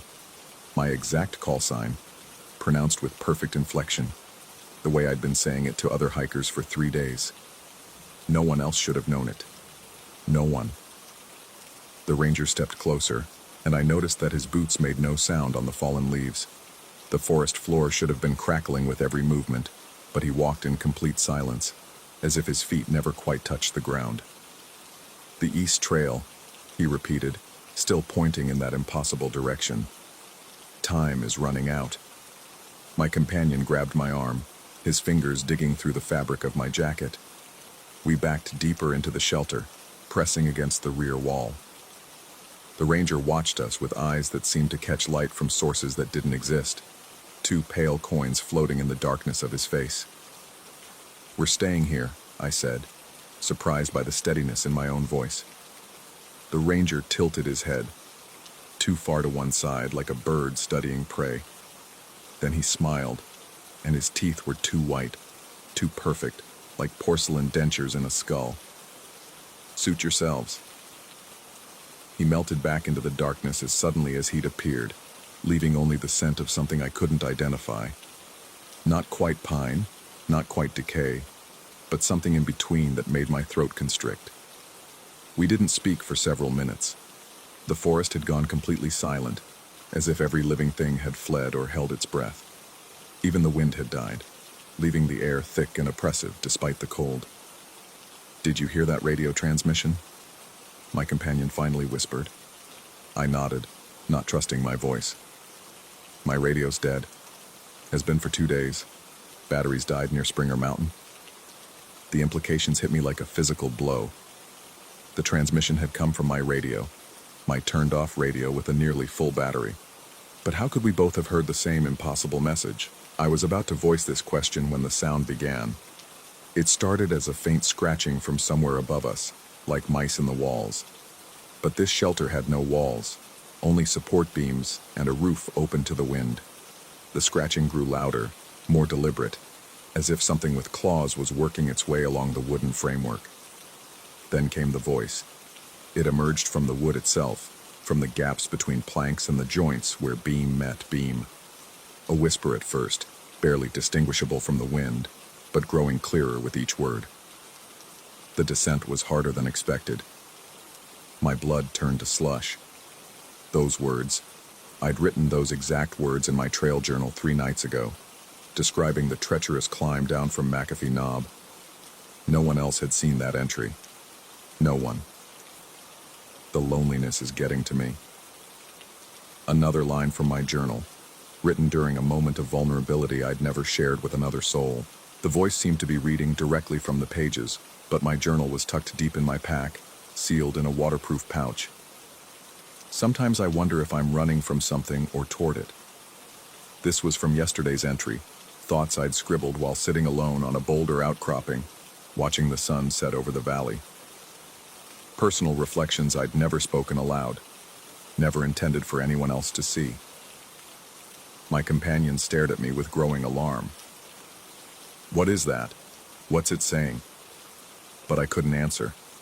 The voice continued its recitation, pulling fragments from my most private thoughts and broadcasting them from the walls around us.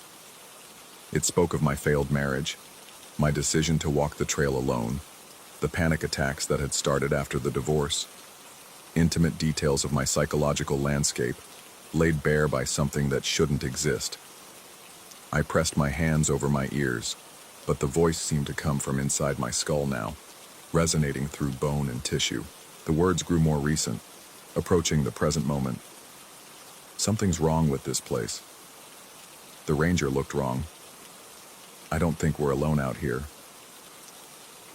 Thoughts I'd been having in the last few minutes, observations I hadn't yet committed to paper. The thing in the walls was reading my mind in real time, narrating my terror back to me in my own words. Then it began to speak thoughts I hadn't thought yet. Tomorrow I'll find the shoes. Tomorrow I'll understand what happened to their owners. Tomorrow I'll realize I should have taken the East Trail. I lurched to my feet, panic overriding rational thought. My companion caught my arm, pulling me back down, his face pale in the flashlight beam. "Don't," he whispered. "Don't go out there." The voice faded to a whisper, then silence. But the oppressive weight in the air remained, pressing down on us like the lid of a coffin. We huddled together in the corner of the shelter, 2 grown men reduced to frightened children by something that defied explanation. The hours crawled past with glacial slowness. Every sound made us flinch. The settling of wood, the distant call of a night bird, the whisper of wind through pine needles. But worst was the silence between sounds, pregnant with possibilities we didn't want to contemplate.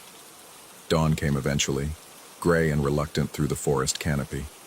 We packed in hurried silence, eager to put distance between ourselves and whatever had inhabited the shelter in the darkness. I was stuffing my sleeping bag into its compression sack when my companion's sharp intake of breath made me look up. Jesus Christ. I followed his gaze to the area just outside the shelter's entrance. There, arranged in a perfect line parallel to the structure, sat 7 pairs of hiking boots.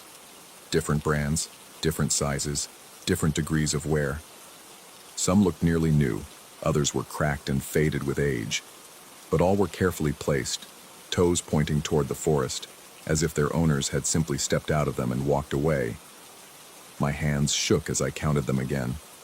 7 pairs, 14 boots total, none of which belonged to either of us.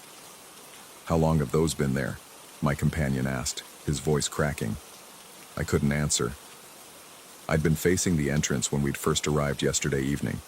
The ground had been clear then, covered only with fallen leaves and pine needles. These boots had appeared sometime during the night, placed there by hands we'd never seen. One pair caught my attention, worn Merrill hikers with distinctive red laces. I'd seen those boots before, on a hiker I'd passed 2 days ago heading south. He'd waved as we crossed paths, mentioning he was making good time toward the next resupply point. Where was he now? Where were any of them?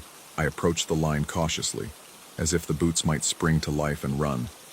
Up close I could see details that made my stomach churn. Dirt patterns on the soles that suggested they'd been worn recently. A small tear in one boot's leather that looked fresh. In another, a sock was still tucked inside, as if its owner had simply vanished while undressing.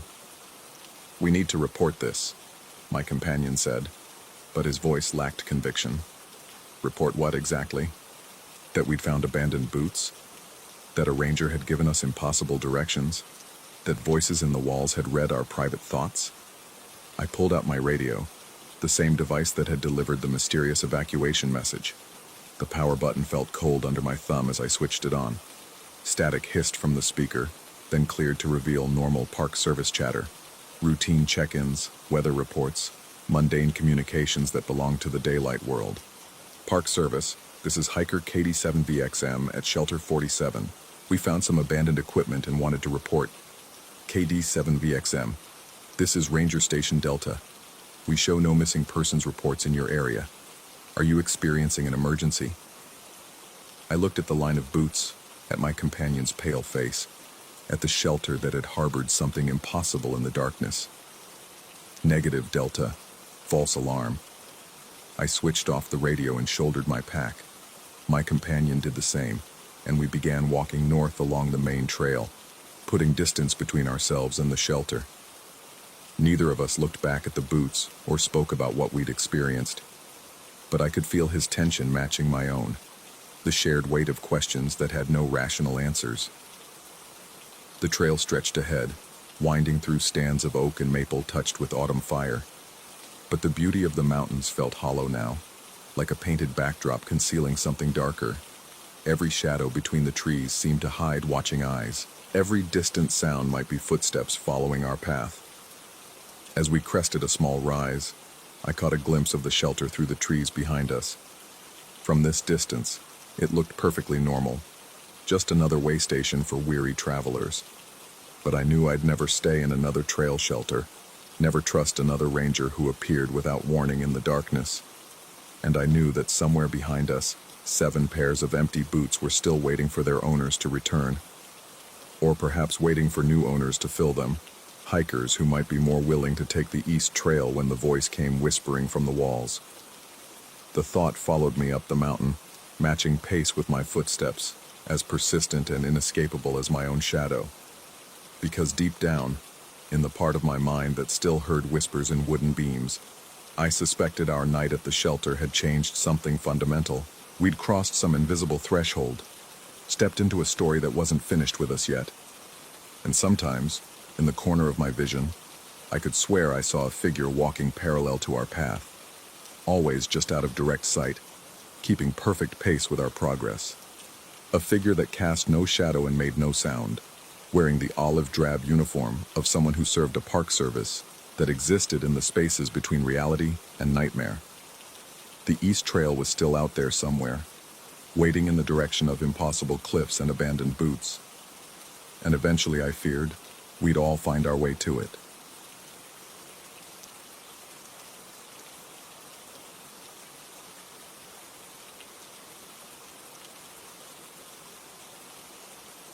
Story 7.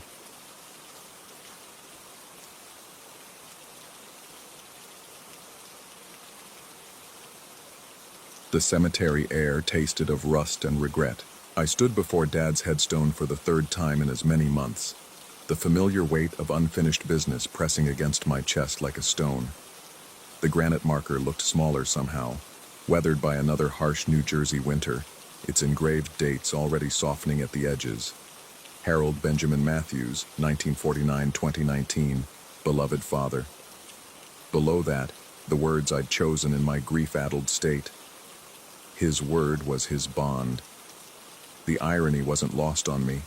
3 years since his funeral, and I'd kept exactly 0 of the promises I'd whispered to his casket that gray November afternoon. A gust of wind rattled the bare branches overhead, sending a shower of dead leaves across the neat rows of graves. I pulled my jacket tighter and glanced around the empty cemetery. The groundskeeper's truck had disappeared sometime during my vigil, leaving me alone with the dead and the growing shadows of late afternoon. "I need a sign, Dad." The words slipped out before I could stop them, sounding foolish in the crisp air.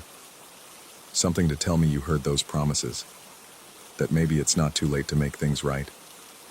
Silence stretched between us, broken only by the distant hum of traffic on Route 206. I felt stupid talking to a piece of stone, but the guilt had been eating at me for months. The cigarettes I still bought by the carton, the community college brochures gathering dust on my kitchen table, the '84 Chevy Camaro rusting away in my garage. its engine still seized, still waiting for the repair work I'd sworn I'd finish in his memory. I was about to leave when the wind picked up again. Not just a breeze this time, but something purposeful and strong. Leaves began to swirl in a tight column beside Dad's grave, spinning faster and faster until they formed a miniature tornado of amber and brown. The whirlwind held for maybe 10 seconds, then moved with deliberate precision across the cemetery path, through the iron gates, and down Elmwood Avenue. My skin prickled as I watched it travel 3 full blocks before dying out behind a parked car. Behind my car. The rational part of my brain cataloged the meteorological impossibility. Dust devils didn't maintain coherent structure across city blocks, didn't navigate turns and intersections like they had GPS. But rationality felt fragile in that moment, overwhelmed by something deeper and more primitive whispering that I'd gotten exactly what I'd asked for. I jogged to the parking lot, my heart hammering against my ribs. The Camaro sat where I'd left it, covered in the usual urban film of exhaust and pollen. But as I approached the driver's side, 3 small objects on the windshield caught the dying light. Coins. 3 of them, pressed against the glass by condensation, their copper and silver surfaces gleaming like tiny mirrors. My hands shook as I plucked them free. A penny dated 1987, a nickel from 1993, a dime stamped 2001. The numbers hit me like a physical blow. 1987, the year I'd sworn off cigarettes after Dad's first heart attack, a promise that lasted exactly 6 weeks. 1993, when I'd dropped out of Rutgers 2 credits shy of graduation, telling him I'd go back the next semester, then the next, then never. 2001, the last time I'd worked on the Camaro, abandoning the restoration project that had been our shared obsession since I was 16. 3 dates, 3 broken promises, 3 coins that had no business appearing on my windshield in a locked cemetery parking lot. I stared at the money in my palm, feeling the weight of each piece far beyond their actual mass. The penny felt warm, almost feverish. The nickel seemed to pulse with its own heartbeat. The dime's edges were sharp enough to draw blood. A car honked somewhere behind me, startling me back to the present. I shoved the coins into my jacket pocket and drove home through streets that seemed subtly wrong, traffic lights hanging at different angles, familiar storefronts wearing unfamiliar colors, shadows falling in directions that defied the sun's position. By the time I reached my apartment, I'd almost convinced myself the whole thing was stress-induced hallucination, grief playing tricks with perception, the mind creating patterns where none existed, finding meaning in random coincidence because the alternative, that Dad was somehow reaching across death to remind me of my failures, was too enormous to process. I dropped the coins on my kitchen counter and tried to ignore them while I heated up leftover pizza and scrolled through my phone. But they seemed to generate their own gravity, pulling my attention back every few minutes. In the fluorescent light, they looked ordinary enough, standard American currency, showing normal wear patterns, bearing mint marks from Philadelphia and Denver. Perfectly normal, except for their impossible appearance and those 3 specific dates that carved through my composure like a serrated blade. Sleep came fitfully that night, populated by dreams of swirling leaves and metallic tastes. I woke repeatedly to the sound of coins dropping, the distinctive clink of metal on hardwood that seemed to echo from every room of my apartment. Each time I investigated, I found nothing disturbed, the 3 coins still sitting exactly where I'd left them on the counter. The next morning brought a different kind of unease. The coins had moved during the night, arranged themselves in a perfect triangle with the penny at the apex. I was certain I'd left them in a loose cluster, but my memory felt unreliable, contaminated by a night of restless sleep and vivid dreams. I went to work at the auto parts store trying to shake off the previous day's strangeness, but the feeling of being watched never quite left me. Customers' faces seemed to linger on mine a beat too long. Conversations felt loaded with hidden meaning. The radio kept playing songs that reminded me of Dad, classic rock from his era, tunes we'd worked to in the garage during better times. Around lunch, Mrs. Chen from the Chinese restaurant next door stopped by for windshield washer fluid. As I rang up her purchase, she studied my face with concerned intensity. "You look tired, Michael. Everything okay?" Her accent made the words sound formal, careful, Just haven't been sleeping well. Bad dreams? Something in her tone made me look up from the register. Her dark eyes held knowledge I couldn't name, as if she could see the coins weighing down my jacket pocket. Something like that. She nodded gravely and counted out exact change from a small leather purse. My grandmother used to say the dead don't rest easy when promises go unfulfilled. They find ways to remind us. The word sent ice through my veins, but before I could respond, she'd taken her purchase and walked out, leaving only the faint scent of jasmine and the echo of her warning. The afternoon crawled by with mechanical slowness. Every time I handled money, I found myself checking dates obsessively, looking for those 3 cursed years. I discovered an unusual number of older coins in the register, quarters from the early 80s, dimes from the 90s, but nothing matching my collection. At closing time, I drove to the grocery store for supplies, my jacket pocket heavy with the weight of 3 small discs that seemed to burn against my chest. The automatic doors whooshed open, releasing a blast of refrigerated air that carried the scent of industrial disinfectant and overripe bananas. I grabbed the essentials, milk, bread, cigarettes, and got in line behind an elderly man purchasing cat food and lottery tickets. The cashier, a tired-looking woman with graying roots, processed his items with practiced efficiency while they chatted about the weather, the economy, the general state of a world gone wrong. When my turn came, she scanned my items without comment until she reached the cigarettes. Then she paused, her fingers hovering over the pack of Marlboros. "You know these things will kill you." "So I've heard." She shrugged and added them to my total. "That'll be $12.47. I handed her a 20, and she made change from the register with mechanical precision. Bills first, then coins. 3 coins that she placed in my palm with deliberate ceremony. A penny, a nickel, a dime. The same dates, 1987, 1993, 2001. My vision tunneled, the fluorescent lights overhead suddenly too bright, too harsh. The cashier's face blurred at the edges as she watched me with eyes that seemed far too knowing. "Is there a problem?" "These coins," I managed, my voice sounding like it came from someone else. "Where did they come from?" She glanced at the register, then back at me with growing confusion. "Same place they always come from, the till. You feeling all right?" "But these dates, they're old coins. Really old. How do you have so many in circulation?" Her confusion deepened into concern. "Son, what are you talking about? That's a 2024 penny, a 2023 nickel, and a 2025 dime. Standard change." I looked down at the coins in my palm. Under the store's harsh lighting, they showed completely different dates. Recent years, normal circulation currency. But I could have sworn, in that first moment of contact, that I'd seen those familiar numbers. 1987, 1993, 2001. "I'm sorry," I said, backing away from the counter. "I thought..." "Never mind." The cashier watched me leave with the expression of someone witnessing a minor mental breakdown. Sympathetic but wary, ready to call security if necessary. In the parking lot, I examined the coins under a streetlight.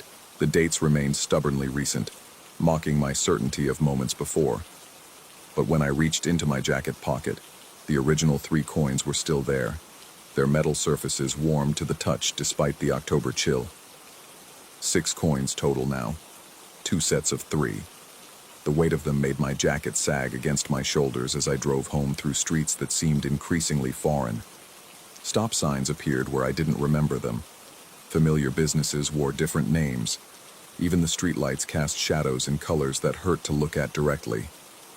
My apartment felt like a crime scene when I returned. The original 3 coins on the kitchen counter had rearranged themselves again, this time in a straight line pointing toward the window that faced west, toward the cemetery. I added the new coins to the collection, watching as all 6 pieces seemed to shimmer and shift in the overhead light. The rational explanations felt increasingly hollow. Stress-induced hallucinations didn't explain physical objects. Grief couldn't manifest currency with specific dates. Coincidence had statistical limits, and I'd blown past them somewhere around the second appearance of 1987, 1993, and 2001. But accepting the alternative meant accepting that death wasn't final. that the boundary between worlds was more porous than I'd ever imagined, that my father was somehow orchestrating these encounters from beyond the grave to remind me of my failures. I spent the evening researching the probability of receiving specific dated coins as change. The mathematics were staggering, millions to one against getting the same 3 dates twice in random transactions. The US Mint data showed that coins from the 80s and 90s made up less than 2% of currency in active circulation in New Jersey. Yet here they sat on my counter, 6 impossible pieces of metal that seemed to pulse with their own internal light. Around midnight, I called the grocery store. The same tired cashier answered on the 3rd ring, her voice thick with irritation at being bothered during the night shift. "I was in earlier today," I said, trying to keep my voice steady. "You gave me change, 3 coins. I was wondering if you could check your register, see what dates you have in the coin compartments." A long pause. "You're the guy who freaked out about the change, right? Look, I don't know what kind of game you're playing, but we don't keep inventory of coin dates. Money is money. Could you just check? Please? It's important." Another pause, longer this time.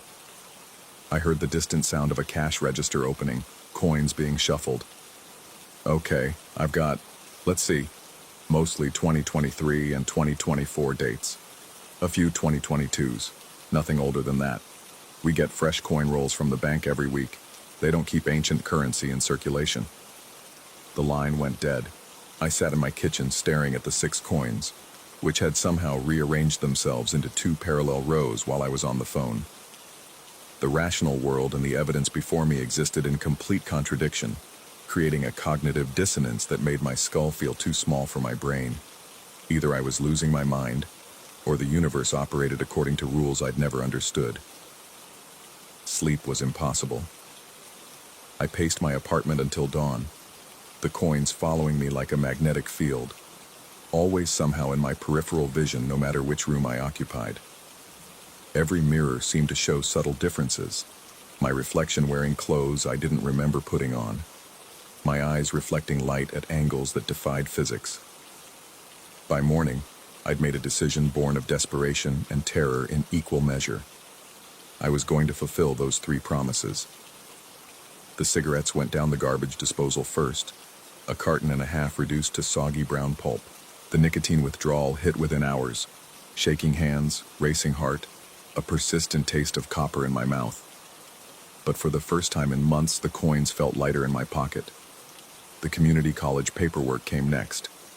I filled out readmission forms with trembling fingers, wondering if my transcripts from 1993 still existed in some dusty filing cabinet. The admissions office promised a callback within the week to discuss my options for completing my degree. The Camaro was the hardest part. I'd avoided the garage for so long that the overhead light had burned out, leaving the car shrouded in shadows and dust. The engine bay looked like an automotive graveyard.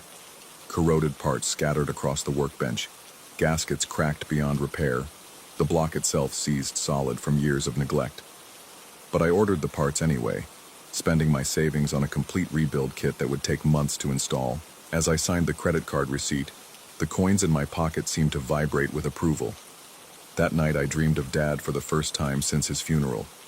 He stood in our old garage, younger than I remembered, his hands clean of the motor oil that had permanently stained them in life. He didn't speak, just nodded once and smiled, the same expression he'd worn when I'd successfully changed my first spark plug at age 12. When I woke, the coins were gone.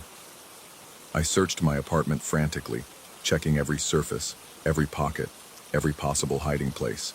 Nothing. The kitchen counter bore no trace of their presence, not even the faint circular impressions that 6 coins should have left on the formica surface. For a moment I felt relief so pure it was almost religious. The haunting was over. Dad had gotten his message across, and now I could return to a normal life armed with the knowledge that death held no grudges, that love transcended the grave, that keeping promises mattered more than I'd ever imagined. But as I sat at my kitchen table drinking coffee and planning my day, a new thought crept in like ice water through my veins. What if the coins weren't a gift or a message? What if they were a warning? What if there were other promises I'd forgotten, other dates waiting to manifest themselves in impossible currency? What if my father's reach extended beyond those 3 specific years, encompassing a lifetime of small betrayals and abandoned commitments? The coffee cup slipped from my fingers, shattering on the linoleum floor. As I knelt to clean up the mess, something glinted beneath the refrigerator, a flash of silver barely visible in the gap between appliance and wall. I reached underneath and felt the familiar weight of a coin against my fingertips. A quarter. 2003, the year I'd promised to visit Mom's grave on her birthday, a promise I'd kept exactly once before letting guilt and busy schedules take precedence. My hand shook as I pulled the quarter into the light, its surface already warm despite its long concealment in the shadows. On its face, George Washington's profile seemed to watch me with eyes that held my father's disappointed gaze. Outside my window, the October wind began to pick up, sending leaves spiraling past the glass in patterns that looked almost like deliberate messages. In the distance, I could hear the sound of coins dropping, a metallic rain that seemed to fall from every direction at once, promising that my debt to the dead was far from paid. The quarter felt heavier with each passing second, its weight expanding beyond physics into something that threatened to drag me down through the floor, through the earth, into whatever accounting system the universe used to tally broken promises and abandoned hopes. I closed my eyes and tried to remember how many other commitments I'd made to Dad over the years. How many other dates might be waiting to manifest themselves in my pocket, on my counter, in the spaces between what I thought I knew about the world and what the world actually was. The answer, I realized with growing horror, might be infinite. And somewhere in the gathering wind outside, I could swear I heard the sound of my father's laughter, not cruel, but knowing, as if he'd always understood that some debts follow us far beyond the grave, accumulating interest in currencies that can't be spent, only carried, forever. Story 8. The assignment came down from command like a punishment wrapped in duty papers. Guard detail at Building C7, the decommissioned women's barracks on the east side of Fort Morrison. 3 nights. Solo watch. 1800 hours to 0600. The kind of posting they gave you when someone upstairs wanted you to think about your choices. I'd been thinking plenty already.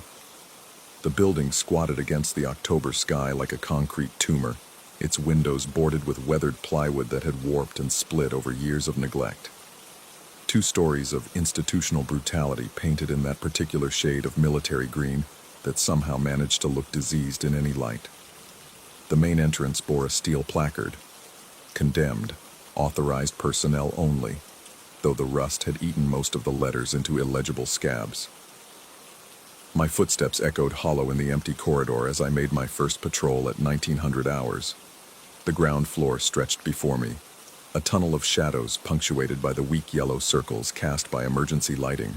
The air tasted of mildew and something else, something that reminded me of the basement where my grandmother kept her preserved peaches, sweet decay wrapped in dusty glass. The building's history clung to the walls like humidity.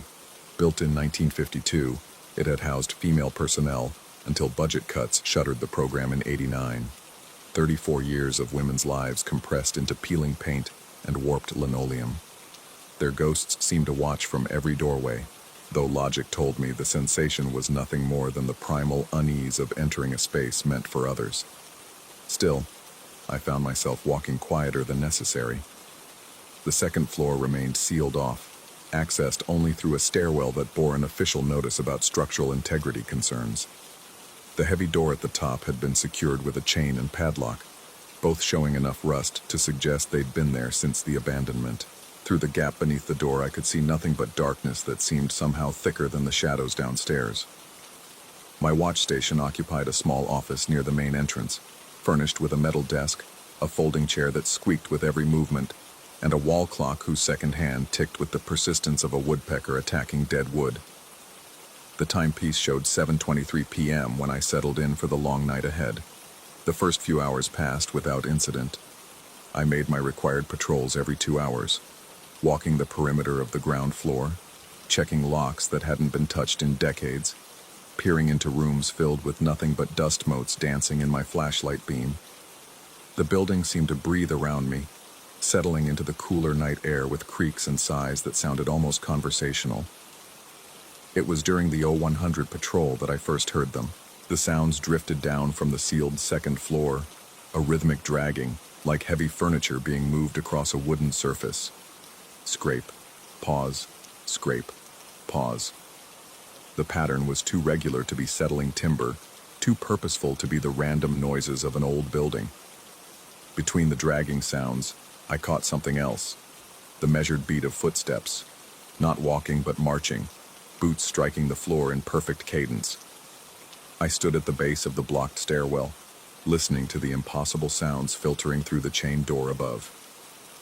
My rational mind cataloged explanations: pipes expanding and contracting, wind in the ventilation system, the building's structure responding to temperature changes. But my body knew better. Every nerve ending screamed that something was moving up there, something that had no business existing in a condemned building. The sounds continued for 17 minutes. I timed them. When silence returned, it felt heavier than before, pregnant with the echo of whatever had been happening in the darkness above. I completed my patrol with shaking hands, though I told myself the tremor came from the October chill seeping through the building's failing insulation. The wall clock in my office read 1:38 a.m. when I returned. I noted the time in my log, along with unusual sounds from second floor, possible structural settling. The pen felt slippery in my grip as I wrote. At 03:15 hours, she appeared. I was reviewing my patrol notes when movement in my peripheral vision made me look up. A woman stood in the corridor outside my office, perhaps 20 feet away, visible in the dim spill of emergency lighting. Middle-aged, maybe 50, with graying hair pulled back in a style that belonged to an earlier decade. She wore what looked like a hospital gown or institutional uniform, pale blue fabric that seemed to absorb rather than reflect the available light. What struck me first wasn't her presence, though that should have been impossible, but her absolute silence. No footsteps had announced her arrival, no whisper of fabric or creak of floorboard. She simply existed where empty space had been moments before. We regarded each other across the distance, and I felt my heart rate spike as adrenaline flooded my system. My training should have kicked in. I should have challenged her, demanded identification, called for backup. Instead, I sat frozen as she smiled at me. The expression never touched her eyes.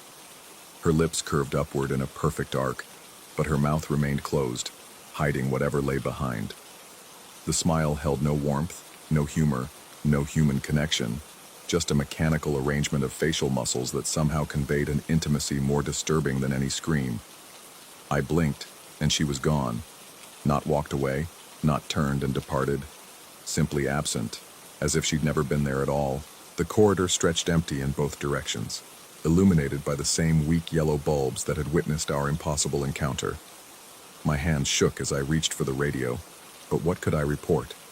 That I'd seen someone who couldn't exist, that a woman had appeared in a locked building and vanished like smoke. The words died in my throat, replaced by the bitter taste of doubt. I spent the remaining hours until dawn pacing the corridor where she'd stood, searching for any evidence of her presence. The floor showed no footprints, no disturbance in the thin layer of dust that coated everything. The emergency lighting revealed nothing but empty space and my own mounting paranoia. The morning relief arrived at 600 sharp, and I fled the building with indecent haste. But I returned the next night, and the night after that. Duty demanded it, though I suspected something deeper drew me back, a need to understand what I'd witnessed, or perhaps to prove to myself that I hadn't witnessed anything at all. The second night brought new impossibilities. The sounds from the sealed floor resumed at 0100, exactly as before. This time I climbed the stairwell and pressed my ear to the chain door, listening to the rhythmic dragging and marching that seemed to emanate from directly overhead. The metal was cold against my skin, cold enough to numb my cheek, though the night wasn't particularly frigid. Through the gap beneath the door, I thought I saw light, not the harsh glare of electric bulbs, but something softer, more diffuse. The kind of illumination that might come from oil lamps or candles, warm and flickering. But when I knelt and tried to peer through the crack, I saw only impenetrable darkness. The woman appeared again at 0317. I'd been watching the corridor, waiting for her. though I couldn't say why I expected her return. This time she stood closer, perhaps 10 feet from my office door, and I could see details that logic insisted weren't possible. Her uniform bore stains that looked like rust or dried blood, though in the yellow light it was impossible to be certain of the color. Her hair, pulled back in that dated style, showed strands of gray that seemed to move in a breeze I couldn't feel. And her smile, that terrible, closed-mouth smile, held steady as our eyes met across the impossible distance. She raised one hand in what might have been a greeting or farewell, fingers moving in a gentle wave. Her skin looked waxy, artificial, like the hands of a mannequin. Then, as before, she simply ceased to exist. Morning brought a discovery that shattered my remaining grip on rational explanation. I found the tracks in the dust on the stairwell, thin parallel lines that ran from the base of the steps to the chain door above. The marks were too narrow for wheelchair wheels, too precise for any furniture I could imagine. They looked like the tracks left by the small wheels of a gurney or stretcher, the kind used to transport patients who couldn't walk. But there were no footprints beside the tracks, no marks from whoever might have been pushing or pulling such a device. Just those thin, perfectly parallel lines pressed into the dust, as if the stretcher had moved itself up the stairs. I photographed everything with my phone, though the images seemed flat and unconvincing in the harsh LED light. The tracks were there, undeniably real, but the camera somehow failed to capture their unsettling precision, the way they seemed to violate the natural order of cause and effect. The wall clock became another source of growing unease. Each morning when the relief arrived, I noticed the timepiece had fallen behind, always exactly 8 minutes, never more or less. I began setting my watch by the clock at the start of each shift, and by dawn the discrepancy was invariable. 8 minutes, as if someone had stopped the mechanism, adjusted it, and allowed it to resume ticking. On the third night, I positioned myself to watch the clock throughout my vigil. It ticked steadily through the evening hours, keeping perfect time until the moment she appeared in the corridor. Then the second hand stuttered, slowed, and stopped. The clock face went dark for perhaps 30 seconds while her impossible smile held me transfixed. When the lighting returned and she vanished, the clock resumed its ticking as if nothing had happened. But the hands now showed a time 8 minutes behind my watch. I began to photograph the clock obsessively, taking pictures every few minutes to document its behavior. The images told a disturbing story, but not the one I expected. In every photograph, my reflection was clearly visible in the clock's glass face, until the moments surrounding her appearances. In those images, taken just before and after her manifestations, my reflection was gone. The glass showed only the clock face and, impossibly, the reflection of someone else. A woman with graying hair and a hospital gown, standing behind where I should have been, smiling that terrible closed-mouth smile directly at the camera. I stared at the photographs until my eyes burned, trying to rationalize what I was seeing. Digital artifacts, pareidolia, the confusion of shadows and light playing tricks on the camera's sensors. But the images remained stubbornly consistent in their impossibility. The realization crept over me gradually, like cold water rising around a drowning man. What if I was wrong about who was the intruder in this place? What if she belonged here, and I was the anomaly? The building had housed women for 37 years. Generations of them had lived in these rooms, slept in these beds, walked these corridors in their institutional uniforms. They had been patients, not soldiers. Women sent here for reasons no one discussed. Women who disappeared from official records when the facility closed. And now I was here, alone with their memories, surrounded by the weight of their untold stories. On the final night of my assignment, I didn't patrol. I sat in the office chair and waited, my camera ready, watching the corridor where she would inevitably appear. The sounds from above began right on schedule, that rhythmic dragging punctuated by marching boots. But tonight they seemed different, closer, more urgent, as if whatever existed up there was trying to break through the barriers that held it. At 03:17, she came. This time she stood directly outside my office door, close enough that I could see the texture of her skin, the way the light seemed to pass through rather than reflect off her form. Her smile held the same mechanical precision, but her eyes, God. Her eyes were looking directly at me with an intelligence that felt ancient and patient. She raised her hand again, but instead of waving, she pressed her palm against the glass of my office window. I watched, transfixed, as condensation formed around her fingers, creating a perfect handprint on the surface. Then she mouthed a single word. Home.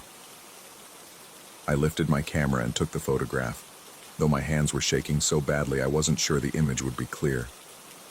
The flash fired, briefly illuminating the corridor in harsh white light. When my vision cleared, she was gone. But the handprint remained on the glass, slowly fading as the condensation evaporated. I looked at the photograph on my camera's screen and felt reality tilt sideways. The image showed the empty corridor, the emergency lighting, the glass window of my office. But it also showed something impossible, my own reflection in that glass, standing behind the camera, taking the picture. Except it wasn't quite my reflection. The face was similar enough to be my twin, but older, worn by years I hadn't lived. The eyes held an expression I'd never seen in any mirror, the patient, ancient intelligence I'd recognized in hers. I turned the camera around and activated the front-facing lens, desperate to see my own reflection in something, anything, that would confirm my existence. The screen showed the office behind me, the metal desk, the squeaking chair. But where I should have been sitting, there was only empty air. The relief arrived at 600 to find my post abandoned, my equipment neatly arranged on the desk, my final report completed in handwriting that looked nothing like my own. The investigation that followed found no trace of me anywhere on the base. My barracks room was empty, my belongings gone as if I'd never existed. The security cameras for Building C7 showed nothing unusual during my 3 nights of duty. Just an empty corridor, illuminated by failing emergency lights, where no one walked and nothing moved except the shadows that seemed to shift and breathe with a life of their own. But if you look closely at the footage from 0317 on each night, you might notice something the investigators missed. In the reflection on the office window, just visible in the grainy digital image, there's a figure standing watch. A man in military fatigues, holding an old-fashioned camera, smiling that terrible, patient smile that never quite reaches the eyes. He's still there, they say. Still walking his patrol through the condemned building. Still keeping watch over the women who never really left. Still trying to understand what's real and what's memory, what's living and what's already gone. Sometimes, on quiet nights when the wind is right. The guards at the front gate report seeing lights in the windows of Building C7. Not electric lights, but something softer, warmer. The kind of illumination that might come from oil lamps or candles. And sometimes, if you listen carefully, you can hear the sounds of life in the abandoned structure. Footsteps in the corridors, voices in the darkness, the gentle scraping of furniture being arranged and rearranged by hands that cast no shadows.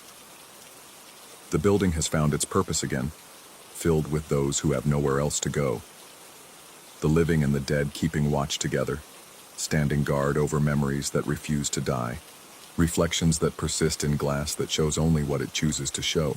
And in the small office near the main entrance, a wall clock ticks steadily through the hours, losing exactly 8 minutes every dawn, as if someone stops it each night to wind it back to a time when the world made sense, when reflections matched their owners, when the living could tell themselves apart from those who had already learned that sometimes the only difference between the two is who's asking the question. Story 9. The Nevada Inn sat like a scab on the desert highway, its neon sign flickering between vacancy and something unreadable in the October darkness. I'd been driving for 14 hours straight, my eyes burning from the endless stretch of asphalt and the hypnotic rhythm of yellow lines disappearing beneath my headlights. The coffee had stopped working somewhere around Reno, and my hands shook slightly as I pulled into the cracked parking lot.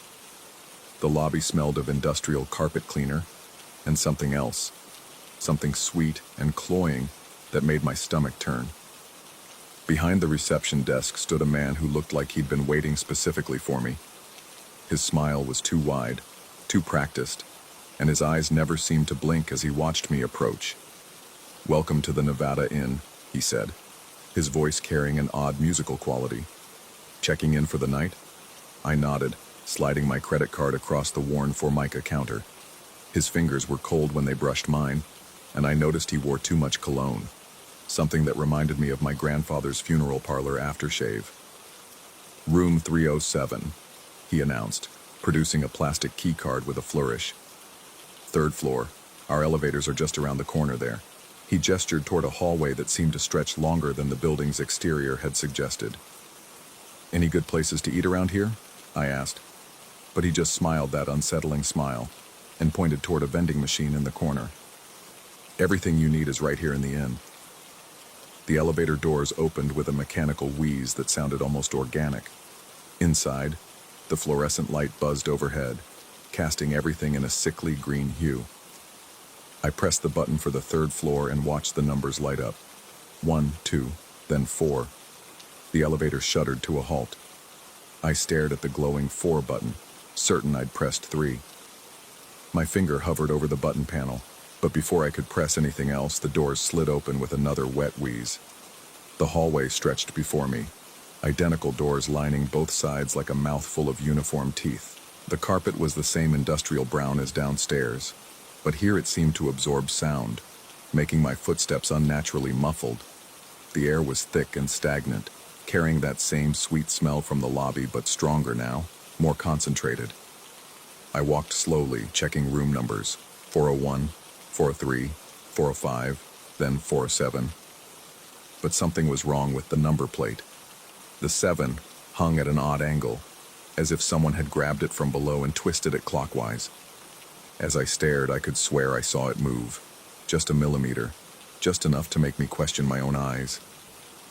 Room 307 was supposed to be on the 3rd floor. I was definitely on the 4th floor, looking at room 407. But the key card in my hand clearly read 307, and when I held it up to the reader, the lock clicked open with a satisfied beep. Inside, the room was exactly what I'd expected from a highway motel. 2 double beds with faded floral bedspreads, a small table with 2 chairs, a TV mounted to the wall, and a bathroom that I could see through the half-open door.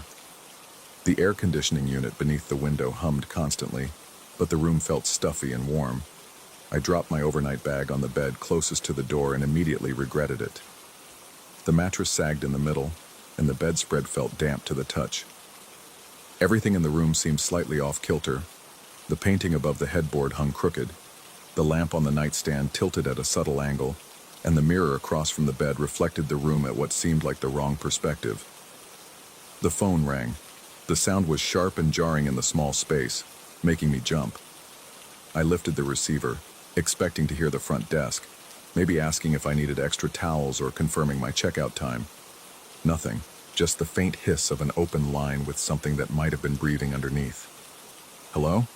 I said, but my voice seemed to disappear into the static. The line went dead. I set the receiver back in its cradle, but before I could even turn away, it rang again. This time I let it ring twice before answering. Same empty line. Same whispered static. The 3rd time it rang, I didn't answer. I sat on the edge of the bed and watched the black rotary phone shake with each shrill tone until it finally stopped. The silence that followed was worse than the ringing. I needed air. I needed to get out of that room with its tilted furniture and wrong angles. I grabbed my key card and headed for the door, but when I pressed the elevator call button, nothing happened. The button lit up, but I could hear no mechanical sounds from behind the doors, no approaching car. I waited 5 minutes, then 10. Finally, I pressed the button for the stairwell and found the door locked. A small sign read, "Emergency exit only, alarm will sound." But when I pushed the release bar, no alarm sounded. The door didn't budge. Back to the elevator. This time, when the doors finally opened, I stepped inside and pressed 1 for the lobby. The elevator descended with that same organic wheeze, but when the doors opened, I wasn't in the lobby. I was in a basement. The walls were concrete block, painted institutional green decades ago, and now stained with water damage and something darker. A single fluorescent tube flickered overhead, casting erratic shadows that seemed to move independently of their sources. The air down here was thick and humid, tasting of mold and that same sweet funeral home smell. There was no call button for the elevator, no button panel at all on this level. The doors had closed behind me with finality, and I could hear the motor whirring as the car ascended without me. Panic started as a cold knot in my stomach and spread outward through my chest and limbs. I pounded on the elevator doors, but they might as well have been solid concrete. My fists made dull, muffled sounds that seemed to disappear into the oppressive atmosphere. Then the emergency lights came on. Not the harsh white flood I'd expected, but a series of soft red LED arrows embedded in the floor, each one pointing in the same direction, toward a corridor that stretched away from the elevator bank. The arrows pulsed in sequence, creating the illusion of movement, like a stream of blood flowing through the concrete arteries of the building. I had no choice but to follow them.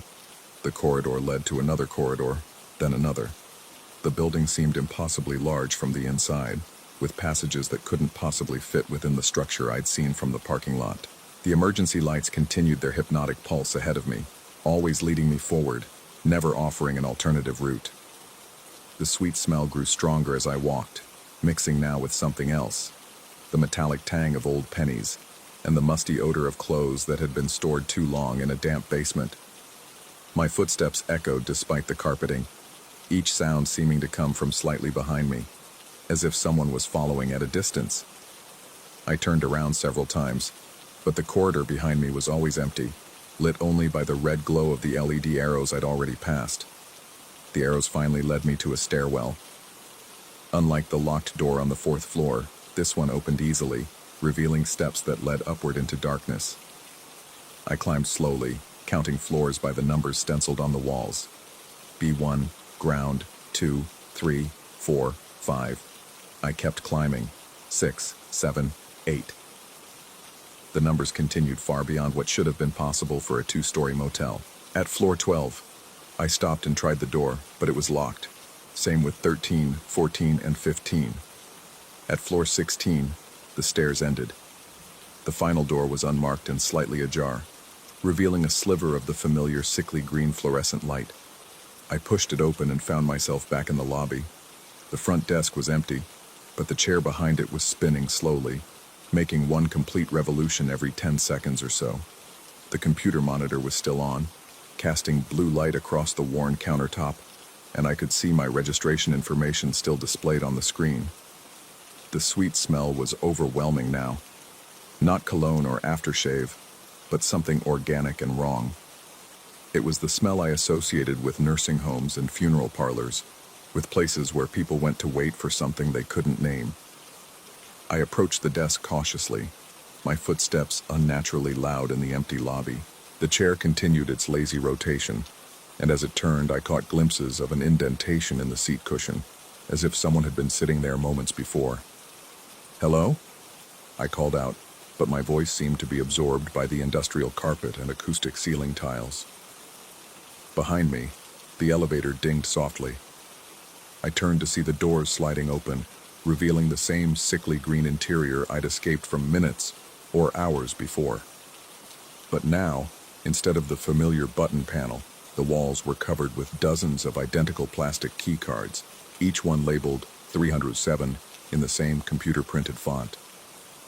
The sweet smell intensified, and I realized what it reminded me of. The Old Spice cologne my father had worn to church every Sunday, mixed with the particular mustiness of nursing home corridors and the floral scent of funeral home viewing rooms. It was the smell of places where time moved differently, where the normal rules of cause and effect seemed suspended. I backed away from the elevator, but the lobby seemed to be shrinking around me.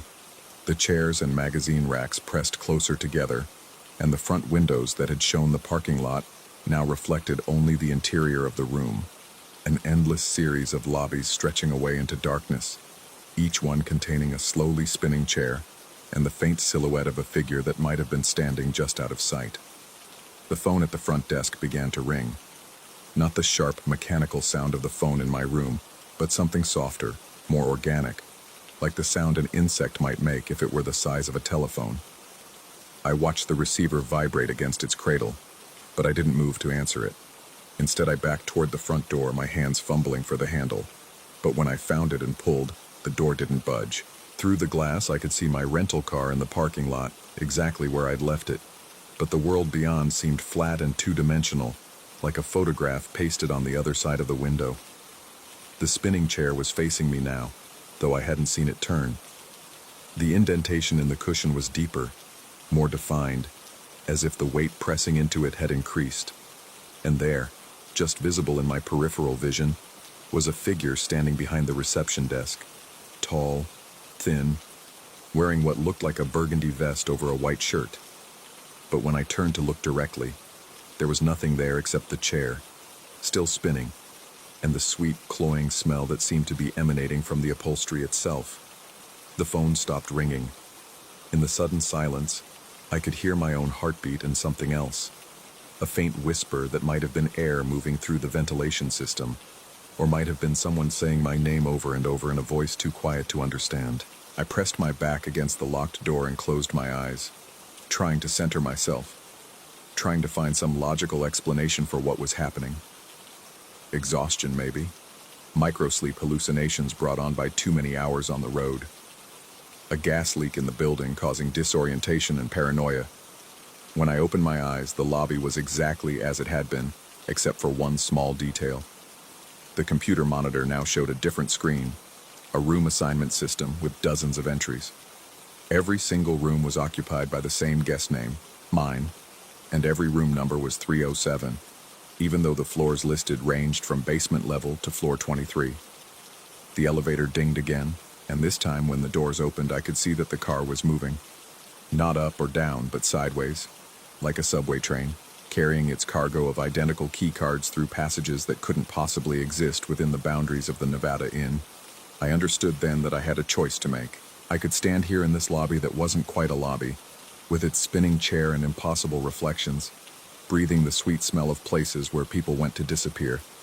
Or I could step back into the elevator and see where it would take me next. Behind the reception desk, the chair made another slow revolution, and for just a moment I thought I saw someone sitting in it. Not the night clerk with his too wide smile, but an older man in a burgundy vest, his face obscured by shadow, one hand raised in a gesture that might have been a wave or a warning. The elevator doors began to close, and in the narrowing gap between them, I caught a glimpse of my own reflection in the polished metal. But it wasn't quite right. The reflection showed me standing in a different lobby, a different building entirely, with different furniture and different lighting, and behind my reflection, barely visible, was a figure in a burgundy vest, standing close enough that I should have been able to feel his breath on the back of my neck. I spun around, but the lobby was empty except for the chair, now facing away from me, and the persistent sweet smell that seemed to be growing stronger with each passing second.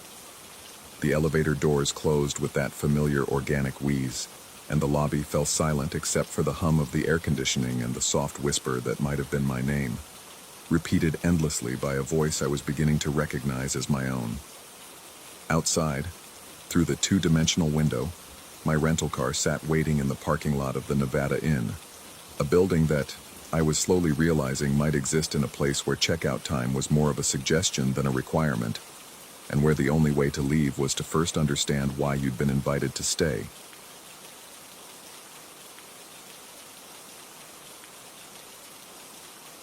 Story 10.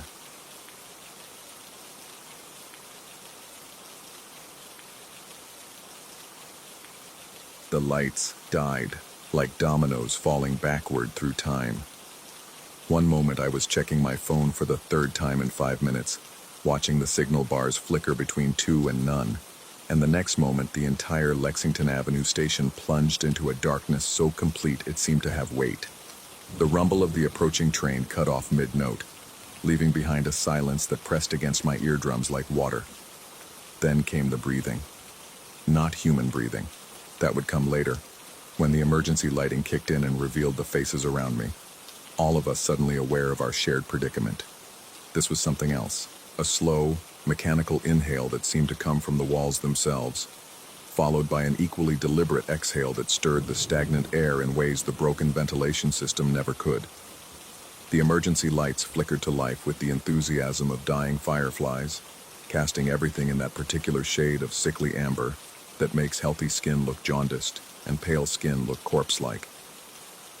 I found myself surrounded by more people than I'd realized, commuters who had materialized from the shadows like they'd been waiting there all along, watching me in the dark. That's when I noticed the clock. It hung from the ceiling 20 feet above, its face cracked down the middle but still somehow functional. The hands pointed to 6:47 p.m., which couldn't be right because I'd left the office at exactly that time, and the walk to the station had taken at least 15 minutes. But what caught my attention wasn't the impossible time. It was the shadow the clock cast on the far wall, a shadow that shouldn't exist given the diffuse nature of the emergency lighting. The shadow moved. Not the jerky movement you'd expect from flickering lights, but a smooth, deliberate motion that swept across the grimy tiles like the hand of some massive sundial. And every time it touched the same spot on the wall, a section of tiles no different from any other, except for a barely visible crack that ran vertically from floor to ceiling, the crowd would react. It started as a ripple of unease, a collective intake of breath that I felt more than heard. People would shift their weight, adjust their bags, check their phones with sudden urgency. Then the ripple would grow into something more pronounced. Nervous laughter, scattered conversations, the shuffle of feet as people reposition themselves in the growing crowd. But it was the third wave that made my throat close up with inexplicable dread. The shadow touched the cracked tiles, and every person in that station fell silent simultaneously. Not the gradual quiet of a conversation winding down, but an instantaneous cessation of sound so abrupt that my ears rang in the absence. For 30 seconds, I counted. Nobody moved, nobody breathed, nobody even blinked. We all just stood there, frozen like mannequins in a window display, staring at nothing. Then someone screamed. A woman near the platform edge let out a sound that seemed to claw its way up from somewhere deeper than her lungs. A cry of pure terror that echoed off the tiled walls and multiplied until it sounded like a chorus of the damned. The spell broke, and chaos erupted. People pushed and shoved, trying to get away from her, trying to get away from the platform, trying to get away from something none of us could name. I was swept along in the crowd, pressed against bodies that felt colder than they should have in the stifling underground air. We moved as a single organism, flowing toward the exits like water finding the fastest route downhill. But every time I got close to the stairs leading up to street level, something impossible happened. More people would come down. They descended in groups of 6 or 7, moving with the awkward, stilted gait of people being pushed from behind. But there was no one behind them. They'd reach the bottom of the stairs and scatter into the crowd, adding to the mass of bodies that made movement increasingly difficult. Their faces held expressions I couldn't quite categorize. Not fear, not confusion, but something like resigned anticipation, as if they were showing up for an appointment they'd rather not keep. I counted the clock's shadow completing its cycle 7 times before I realized I was counting at all. Each time it touched the cracked tiles, the waves of behavior would repeat. Unease, agitation, silence, screams, chaos. Then an eerie calm, as new people appeared at the exits, only to flow back down into our underground prison. The 8th cycle brought a change. This time, during the 30 seconds of absolute silence, I heard something that made every nerve in my body fire at once. Footsteps. Slow, deliberate footsteps echoing from the tunnels where the train should have been running. Not the confident stride of a transit worker or the hurried pace of a commuter late for their connection. These footsteps had weight to them, each one landing with the finality of a coffin nail being driven home. The footsteps got closer. In the emergency lighting, the tunnel mouth looked like the entrance to something primordial and hungry. The footsteps echoed from that darkness with metronomic precision, never faster, never slower, as if whoever was making them had all the time in the world and knew exactly where they were going. I tried to push toward the exits again, but the crowd had thickened impossibly. Bodies pressed against me from all sides, and I realized with growing horror that I couldn't see the stairs anymore.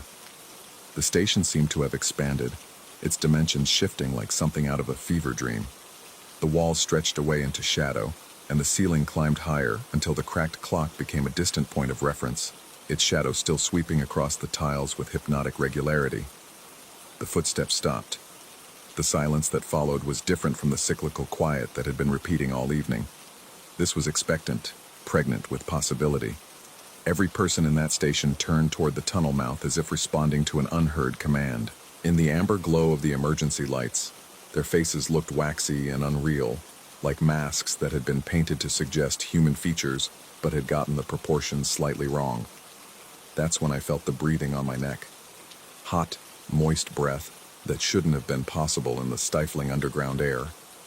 I spun around, but there was no one directly behind me, just another face in the crowd, a man in a business suit who stared past me toward the tunnels with the same vacant expression as everyone else. But the breathing continued, regular and warm against my skin, as if someone invisible was standing close enough to whisper in my ear. The clock's shadow completed another sweep. This time, instead of falling silent, the crowd began to move with synchronized precision. Not the chaotic surge toward the exits that had defined the previous cycles, but a coordinated migration toward the platform edge. I fought against the current, but it was like trying to swim upstream in a river of human bodies. The breathing on my neck grew more pronounced, accompanied by a sound I couldn't quite identify, something between a whisper and a sigh, words in a language that seemed familiar but remained just beyond comprehension. The footsteps resumed. They were closer now, emerging from the tunnel with the steady rhythm of a heartbeat. In the amber light, I could see shapes moving in that dark mouth, tall, angular shadows that didn't quite match the proportions of the people around me. The crowd pressed forward, and I was carried along despite my efforts to resist, until I found myself at the platform's edge, staring down at the electrified third rail that gleamed like a serpent in the emergency lighting. The breathing stopped. The footsteps stopped. The entire station held its collective breath, and in that impossible quiet, I heard something that made my sanity fracture just a little bit more, the sound of my own voice, speaking words I wasn't saying, coming from somewhere behind me in the crowd. "He's ready now," my voice said, though my lips never moved. "He's been ready since the first shadow touched the crack." I turned, wildly searching the faces around me for the source of my own stolen words, but everyone was staring at the tunnels with the same expectant expression. Everyone except one person, a figure standing near the information booth, partially hidden in shadow. Even from a distance, I could see they were watching me, not the tunnels, watching me with an intensity that made my skin crawl. The clock's hands moved, not the smooth sweep of the shadow, but the actual hands themselves, jumping forward in stuttering increments until they read 6:47 p.m. again. Time looping back on itself, trapping us in this moment like insects in amber. I realized with growing horror that this cycle had been repeating for longer than I'd thought. How long had I been down here? How many times had I lived through these same waves of terror and confusion? The figure by the information booth raised their hand. Even through the murky emergency lighting, I could see it was my father. Not as he looked now, older, grayer, marked by years of worry, but as he had looked when I was young, when he would pick me up from school and drive me home while asking about my day. He was wearing the same blue shirt he'd worn the day he taught me to drive, the same patient expression he'd carried through my teenage mistakes and young adult struggles. He mouthed something I couldn't hear over the distance and the crowd, but I could read his lips well enough. "Come on, son. It's time to go." The platform lurched, not physically. The concrete and steel remained solid beneath my feet, but reality itself seemed to shift, like a photograph being adjusted by invisible hands. The tunnel mouth dilated like a pupil responding to light, and from its depths came not footsteps but something worse, the sound of my own laughter, echoing back at me with hysterical intensity. I pushed through the crowd with desperate strength, fighting my way toward my father's familiar figure. People moved aside without protest, their faces turning to track my movement with unnerving synchronization. The breathing returned, but now it was coming from everyone around me, a collective respiration that grew louder with each step I took. By the time I reached the information booth, my father was gone. In his place stood a transit worker I didn't recognize, clipboard in hand, looking at me with mild professional concern. Behind him, the booth's windows reflected not the emergency-lit station, but something else entirely. A bright, normal subway platform filled with commuters going about their evening routines, trains arriving and departing on schedule, the hum of properly functioning ventilation systems, and the chatter of normal human interaction. "Son," the worker said, and his voice carried the same inflection my father had always used when he was worried about me. "You okay? You've been standing here for quite a while." I spun around to look at the station behind me. Normal. Everything was normal. Commuters waited for trains, checked their phones, spoke in quiet voices about their days. The lights were bright and steady, the air moved with the push and pull of approaching trains, and the clock on the ceiling read 7:23 p.m., a perfectly reasonable time for someone who had left work at 6:47. "The power outage," I said, my voice sounding strange in my own ears. The crowd, the breathing, "What power outage?" The worker consulted his clipboard with practiced efficiency. "All systems have been running normally today. No reported incidents." A train pulled into the station with a perfectly ordinary screech of brakes and hiss of doors. People got off, people got on. The world continued its predictable rotation. I stumbled toward the train, my legs unsteady, my mind reeling with the impossible transition from nightmare to normalcy. As the doors slid shut behind me, I caught a glimpse of my reflection in the window. I was pale, sweating, my pupils dilated like someone in shock. But more disturbing than my appearance was what I saw behind my reflection, the station sliding past as the train pulled away. In the window's ghostly double image, I could still see it. The emergency-lit platform, the crowd of stationary figures, the clock casting its impossible shadow across cracked tiles. And standing at the platform's edge, watching my train disappear into the tunnel, was myself. The other me raised his hand in a wave that might have been greeting or farewell, his mouth moving in words I couldn't hear but somehow understood. "See you tomorrow, same time." My phone rang. The caller ID showed my father's name, and when I answered, his voice came through with crystal clarity despite the train's movement through the underground tunnels. "Hey, son. Just wanted to make sure you got home okay. I was sitting in traffic outside your station for about 20 minutes. Some kind of transit delay, I think. The doors kept opening and closing, but no one was coming out. Strangest thing. Anyway, I'm heading home now. Love you." I pressed my face against the window, but the reflection showed only darkness now, the black walls of the tunnel rushing past. Above ground, the city continued its evening routine, unaware of the breathing stations beneath their feet, unaware of the clocks that cast shadows without light, unaware of the cycles that trap some of us between moments while the rest of the world moves forward. Tomorrow I'll take the bus, but I know I won't. Because tomorrow at 6:47 p.m., I'll leave the office and walk the same 15 minutes to the same station, and I'll descend those stairs one more time, drawn by the certainty that this time will be different. This time I'll understand what's happening. This time I'll find a way out of the cycle. The train pulls into my stop, and the doors slide open with a sound like breathing. I step onto the platform, and somewhere behind me, I hear the distant echo of my own footsteps, walking with the slow, deliberate pace of someone who has all the time in the world and knows exactly where they're going. Story 11.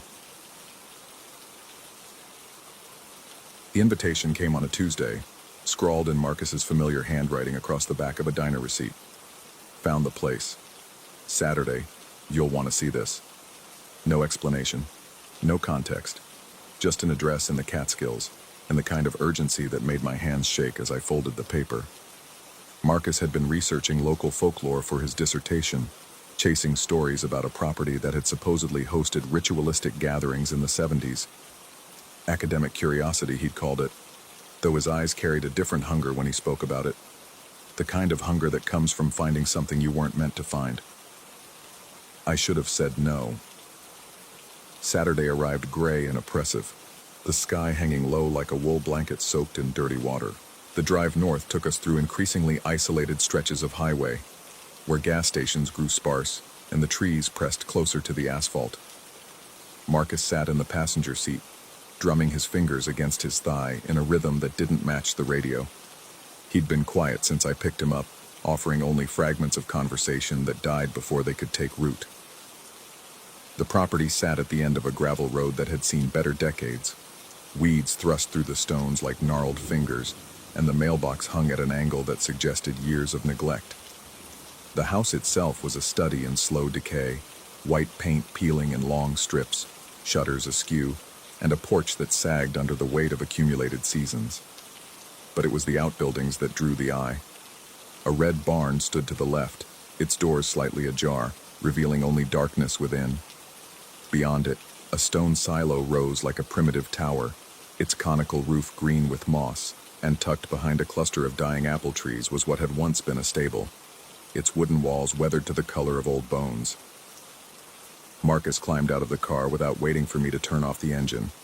He moved with the focused intensity of someone following invisible tracks, his head tilted as if listening to sounds I couldn't hear. I followed, gravel crunching beneath my boots, the October air sharp enough to bite at exposed skin. The stable came first. Marcus had his phone out, using its flashlight to cut through the gloom as we stepped inside. The smell hit immediately, not the expected mustiness of abandoned buildings, but something sharper, more acrid, like burnt metal and old smoke. That's when we saw the circles. They covered the floor in perfect geometric precision, each one made of what looked like salt that had been compressed and hardened into white ridges. Some were large enough for a person to stand in, others small and intricate, featuring symbols I didn't recognize carved into their crystalline surfaces. The pattern seemed to shift in the phone's light, creating the illusion of movement where none should exist. Marcus knelt beside the largest circle, his fingers hovering inches above its surface. He didn't touch it, though I could see the temptation in the way his hand trembled. "How old do you think these are?" I asked, my voice smaller than intended. He didn't answer immediately. When he finally spoke, his words came out in a whisper that seemed too loud in the enclosed space. Older than the stories suggest. Along the walls, mounted on rusty nails, were bones. Not animal bones, at least not any animals I could identify. They were long and pale, each one pierced with perfectly round holes, as if they'd been strung together like beads. Some still had remnants of what might have been cord or wire threaded through them, hanging in brittle loops that swayed despite the absence of any breeze. My skin began to crawl, a sensation that started at the base of my skull and spread downward like spilled water. The feeling of being watched pressed against me from all directions, though we were clearly alone in the cramped space. "We should check the silo," Marcus said, already moving toward the door. The silo's interior was a vertical tunnel of fitted stone that rose into shadows our lights couldn't penetrate. But it wasn't the height that stopped us cold. It was what hung in the center of the space. Chains. Heavy iron chains that descended from somewhere in the darkness above, their links black with age and something else I didn't want to identify. They hung at different heights, some reaching nearly to the floor, others stopping at chest level. What made them impossible was their point of origin. Even with our phone lights aimed upward, we could see no beam, no hook, no anchor point from which they emerged. They simply began in midair, as if the stone ceiling had opened to release them. The chains moved with the slightest air current, creating a soft metallic whisper that seemed to echo words just beyond comprehension. I found myself straining to listen, trying to parse meaning from the susurrus of metal against metal, until Marcus grabbed my arm. "Don't," he said, though he was looking up at the chains himself, his pupils dilated in the phone's glow. We backed out of the silo quickly, and I was grateful for the weight of open sky above us again. But our exploration wasn't finished. The barn waited, its red paint flaked and faded, its doors standing slightly apart like parted lips. Marcus reached for the handle first, his movements deliberate despite the tremor in his hands. The moment he pulled the door open, the sound hit us, a deep, resonant bell tone that seemed to come from everywhere and nowhere at once. Not the sharp clang of a church bell, but something deeper, more ancient, the kind of sound that vibrates in your chest cavity and makes your teeth ache. But there was no bell. The barn's interior stretched before us, empty except for old hay bales and farming equipment that hadn't been used in decades. No bell tower, no suspended metal, nothing that could have produced that sound. That's when I noticed the dust. It hung in the air in front of us, illuminated by the afternoon light filtering through the open door. But instead of drifting randomly as dust should, it was moving with purpose, swirling in a slow, deliberate pattern. As we watched, transfixed, the particles began to form a shape, a perfect circle that held its form for several long seconds before dispersing. My rational mind scrambled for explanations: air currents, static electricity, coincidence. But rational minds are fragile things, and mine was already beginning to crack around the edges. We left the barn in silence, neither of us willing to acknowledge what we'd witnessed. The walk back to the car felt longer than it should have, the gravel road stretching like taffy beneath our feet. I fumbled with my keys, suddenly desperate to be inside the vehicle with its familiar smells of coffee and pine air freshener. That's when they appeared. 4 figures stood beside my car as if they'd been waiting there all along. Not walking up, not emerging from behind trees, simply there, like photographs fading into view. They were dressed in clothes that could have been from any era, dark and nondescript, their faces shadowed beneath wide-brimmed hats. Each one held a walking stick, but these weren't ordinary hiking poles. The wood was carved with intricate patterns that seemed to writhe and shift when viewed peripherally, and the tops were adorned with objects I couldn't quite make out. Stones, bones, small bundles wrapped in what might have been leather. They didn't speak, didn't move except for the slight swaying motion that comes with breathing. They simply stood there watching us with an attention so intense it felt physical.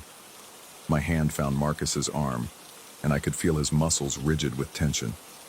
We stood frozen on the gravel road, caught between the impossible architecture behind us and these silent watchers ahead. The air between us and them seemed to thicken, taking on weight and substance that made each breath a conscious effort. Then the windshield began to fog, from the inside. I could see it happening through the driver's side window, condensation spreading across the glass in delicate tendrils, as if someone were breathing directly onto its surface. But the car was locked, and we'd been out here for over an hour. The interior should have been cold, dry, empty. The fogging intensified, spreading outward from what seemed to be a central point. As it grew, I realized it wasn't random condensation. It was forming a pattern, a perfect circle, just like the salt formations in the stable, just like the dust in the barn. One of the figures raised its walking stick slightly, a gesture so small it might have been imagined.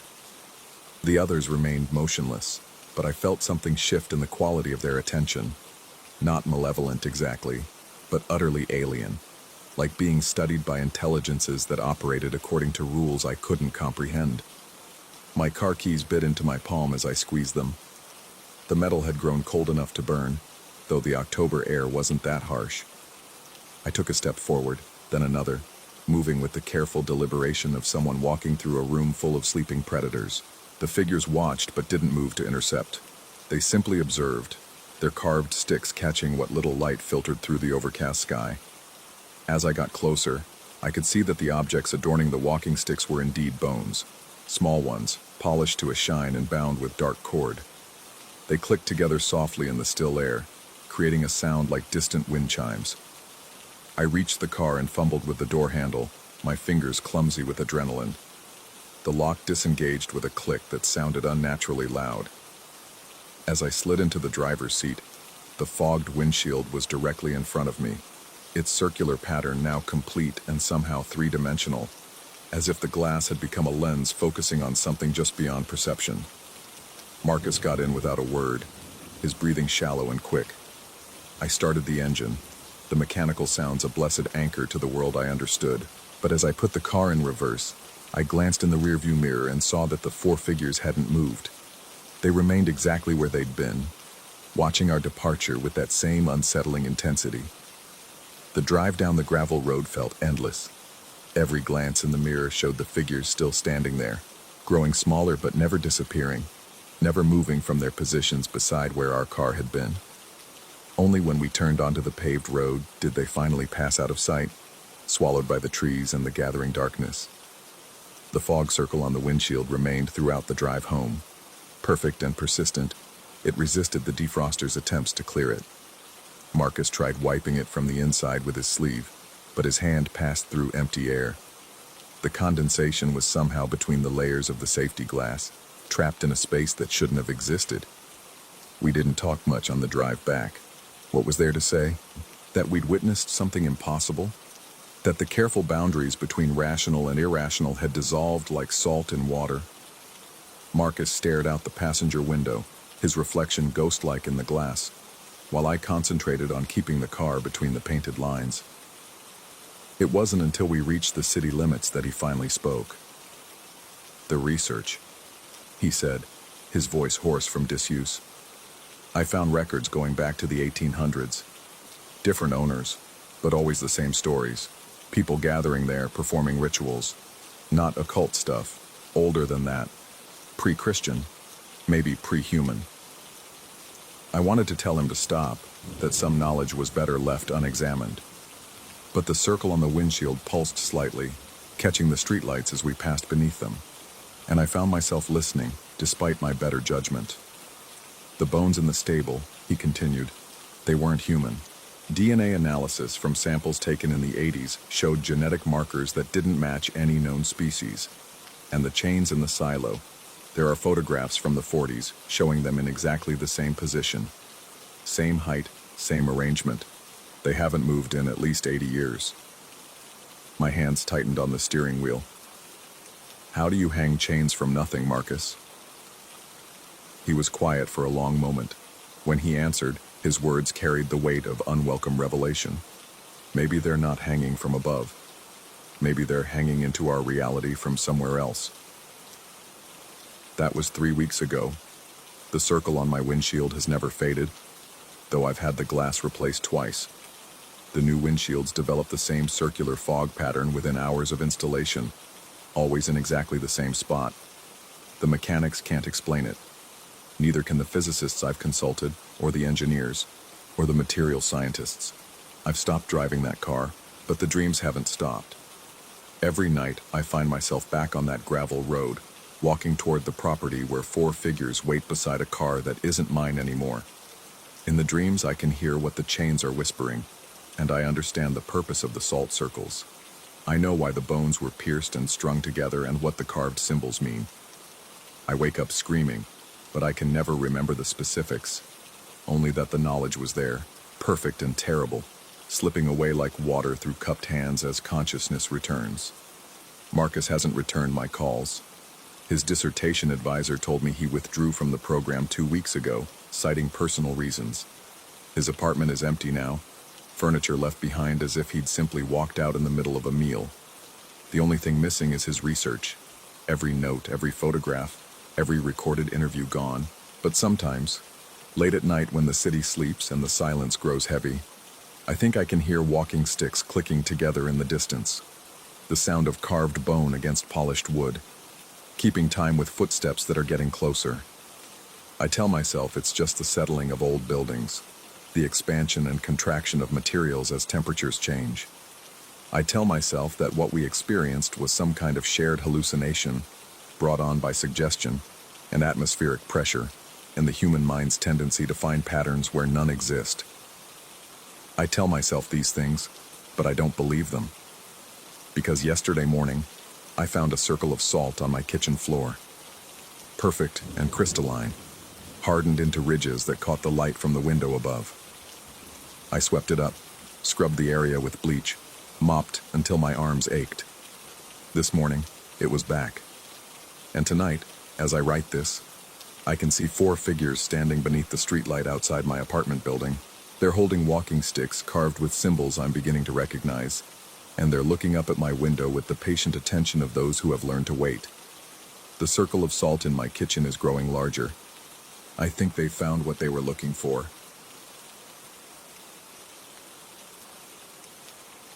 Story 12. The first thing you notice about house sitting in Seattle isn't the rain. Everyone expects that. It's the silence that comes after midnight, when even the city seems to hold its breath. The loft I'd agreed to watch belonged to a tech executive who'd fled to Bali for 3 months. leaving behind floor-to-ceiling windows that faced directly into another building across the narrow alley. During the day, those windows felt like a luxury. At night, they became something else entirely. I'd been there for 2 weeks when it started. Not the watching. That had been going on since day one, though I hadn't recognized it yet.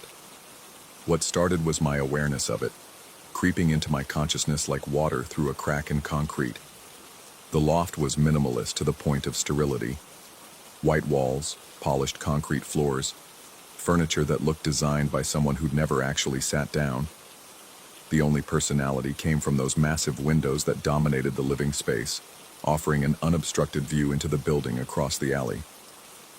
Most of the apartments over there stayed dark after 10 p.m., their residents following some urban rhythm I'd never quite grasped. But there was something about the upper floors that nagged at me. The building across the way had this architectural quirk where the 7th and 8th floors seemed to blend together, creating shadows that didn't quite make sense. The windows there were larger, different somehow, though I couldn't put my finger on why. I worked nights as a freelance copywriter, which meant my schedule aligned poorly with normal human activity. The loft's owner had mentioned this as a selling point when we'd arranged the house-sitting deal through a mutual friend. He needed someone who'd actually be around to water his collection of expensive plants and make sure the place looked lived in. I needed a free place to crash while I figured out my next move. It seemed perfect. The first night I'd noticed movement in those upper windows, I'd dismissed it as a trick of the light. Seattle's weather creates strange optical effects. Clouds rolling in from the sound, streetlights refracting through persistent drizzle, the constant interplay of shadow and reflected glow.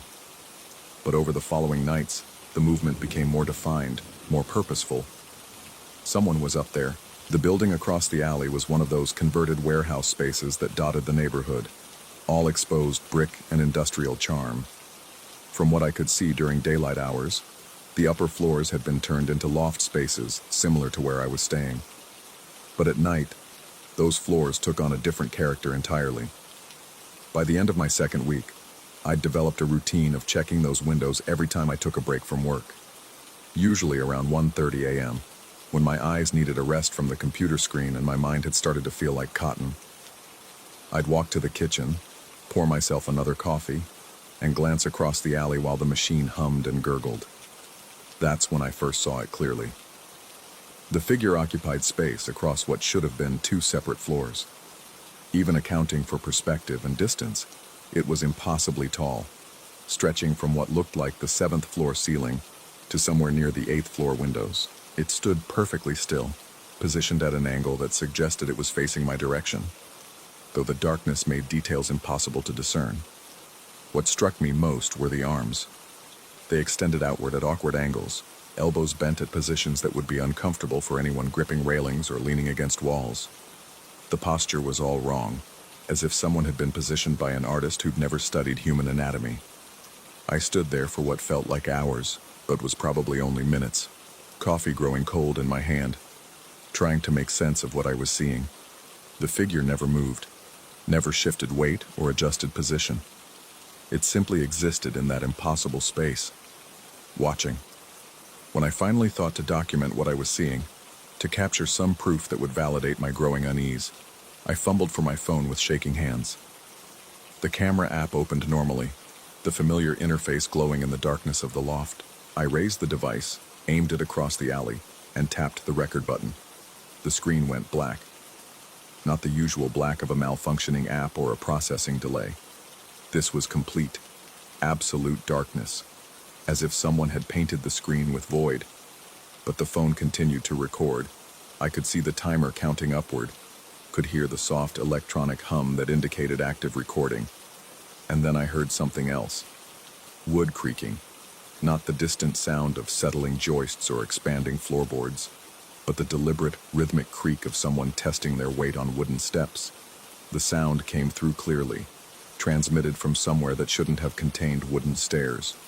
The building across the alley was concrete and steel, converted warehouse space with modern fixtures. The creaking followed a pattern. Weight applied, held, then shifted. Another step. Another pause.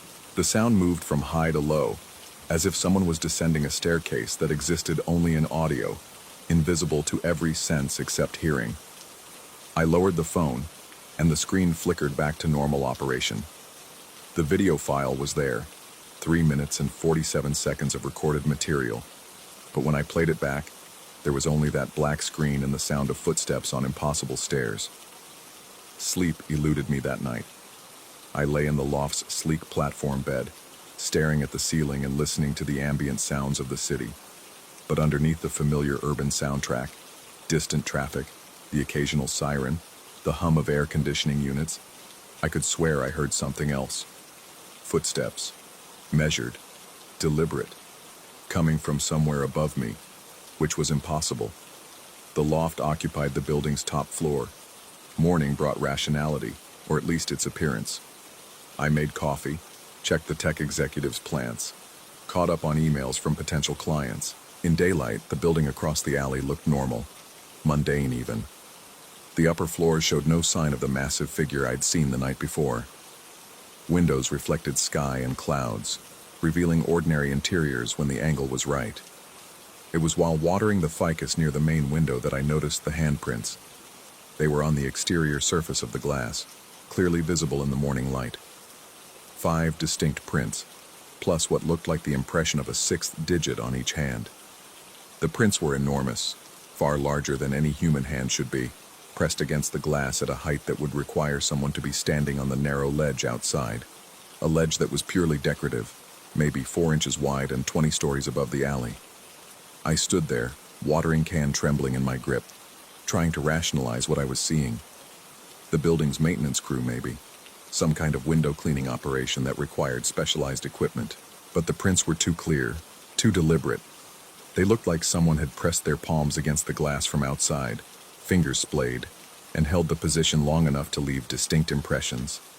The 6th digit on each print was what broke my fragile rationality. Humans don't have 6 fingers. Whatever had left those marks wasn't human. I called the building's management company, reaching a receptionist who transferred me to a superintendent who sounded like he'd been handling tenant complaints since the Carter administration. His name was Frank, and his voice carried the weary patience of someone who'd seen everything the city could throw at a building. When I described the handprints, Frank's response was immediate and definitive. The building's window cleaning service used automated systems, had for years. No one accessed the exterior of upper floors manually. Insurance wouldn't cover it, and city regulations made it nearly impossible to permit. When I pressed him about the building across the alley, asking about the upper floors and whether they were configured as duplex units, Frank's tone shifted slightly. He became more cautious, choosing his words carefully. There was no duplex configuration in that building, he told me. The 7th and 8th floors were separate units, each with standard ceiling heights. No architectural features that would allow a single occupant to span both levels.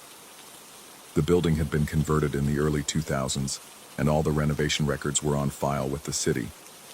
But when I asked about recent tenant activity in those upper floors, Frank went quiet for a long moment. Finally, he admitted that both units had been vacant for the past 6 months. Property management had been showing them regularly, but no one had signed a lease. There were some complaints from prospective tenants about the units feeling unsettling, though Frank couldn't provide specifics. After the call, I spent the afternoon researching the building across the alley. Property records confirmed Frank's information: 2 separate residential units, both vacant, both listed at below market rates that should have attracted tenants immediately in Seattle's competitive rental market. But there were other details in the public records that Frank hadn't mentioned. A series of noise complaints from the 6th floor tenant dating back 8 months. Reports of footsteps, creaking sounds, and what one complaint described as repetitive wooden impacts from above. The complaints had stopped abruptly 3 months ago, when that tenant had broken their lease early. Evening approached with the inevitability of Seattle drizzle. I tried to maintain normal routines, working on client projects, preparing dinner, checking the building owner's plants. But my attention kept drifting to those windows across the alley, now reflecting the early lights of the city. As darkness settled over the neighborhood, I found myself positioning my laptop so the screen faced away from the windows.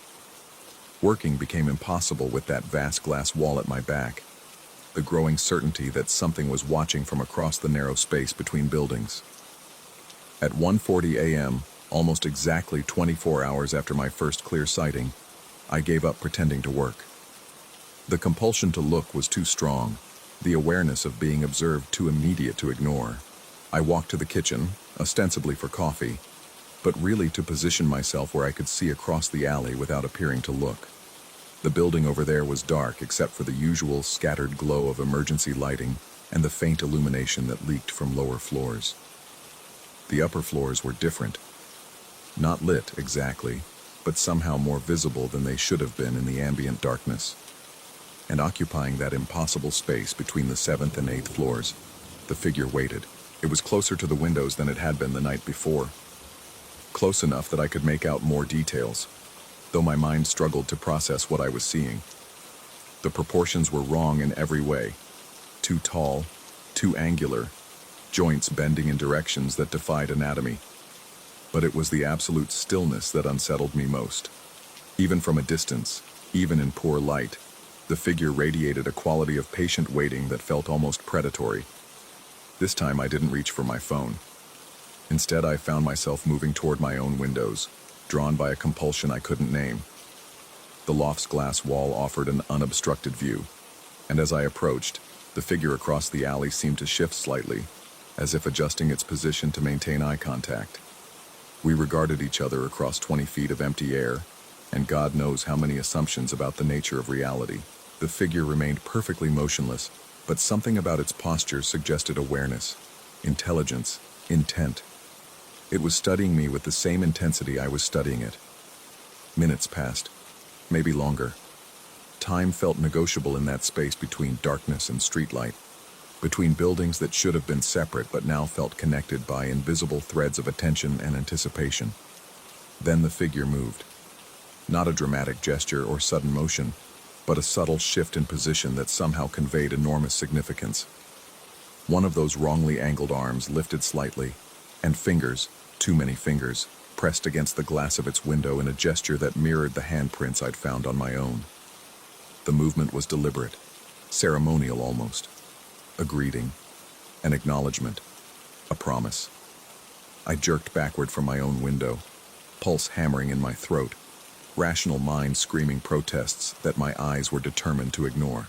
But even as I retreated into the loft's interior, I could feel the weight of attention following me, as if those impossible proportions could bend around corners and through walls.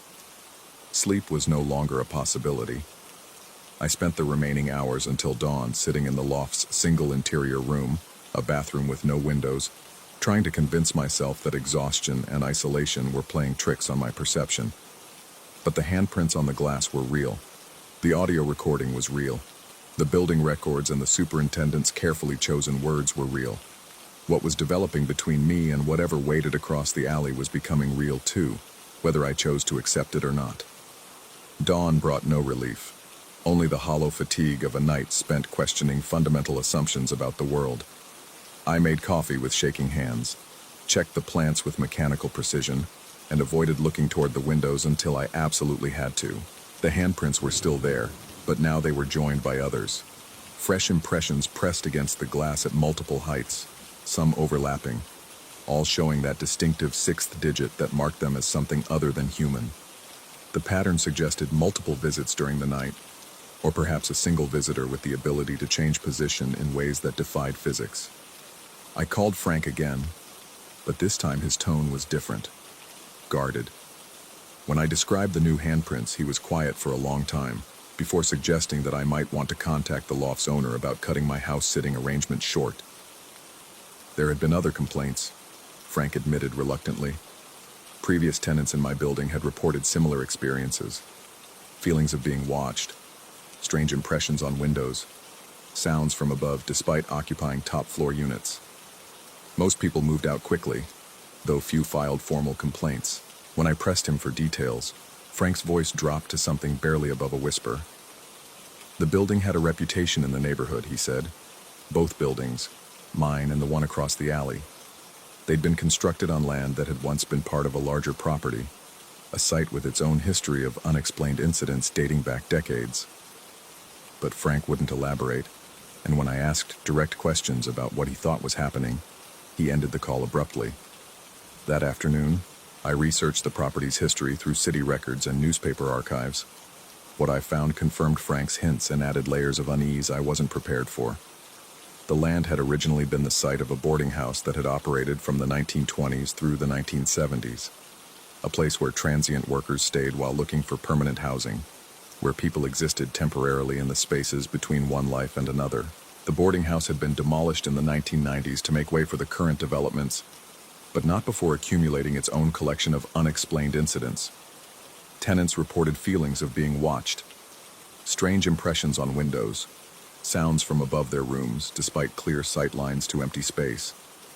The patterns were identical to what I was experiencing, separated by decades but connected by geography, and something else I couldn't name. The boarding house had never been the site of any dramatic tragedy. No murders, no disasters, no single event that would explain its reputation. Instead, it had accumulated a slow weight of unease over 50 years of operation, as if the very nature of temporary residence, of people existing between permanent states, had somehow impressed itself into the fabric of the place. Night fell again, and with it came the certainty that whatever had been watching me was growing stronger, more defined, more present in ways that extended beyond simple observation.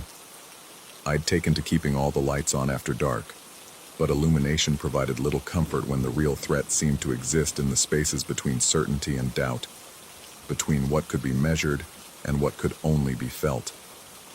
At exactly 1:40 a.m., the footsteps began above me. Not the distant creaking I'd heard the previous nights, but clear, deliberate steps on what sounded like wooden flooring. The steps moved in a pattern that matched the dimensions of the loft below, from the kitchen area to the main window, pausing at each location where I typically spent time. The building had no floor above the loft.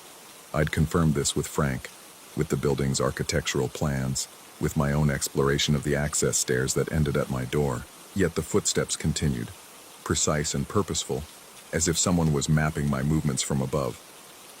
I grabbed a chair and positioned it below the spot where the sound seemed loudest. Standing on it, I could reach the ceiling and press my palm against the smooth concrete surface. The material was solid, cold, completely normal.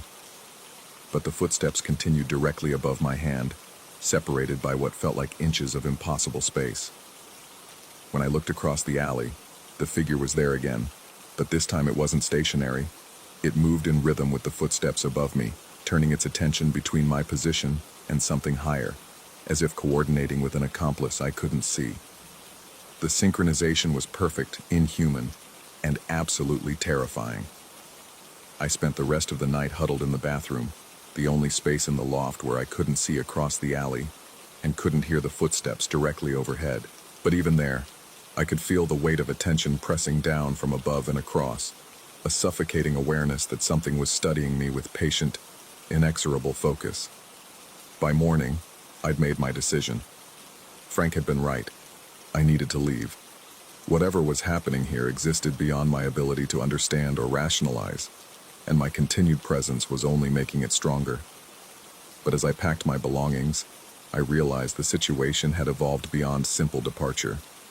The handprints on the windows had multiplied overnight, creating a pattern that covered nearly every accessible surface.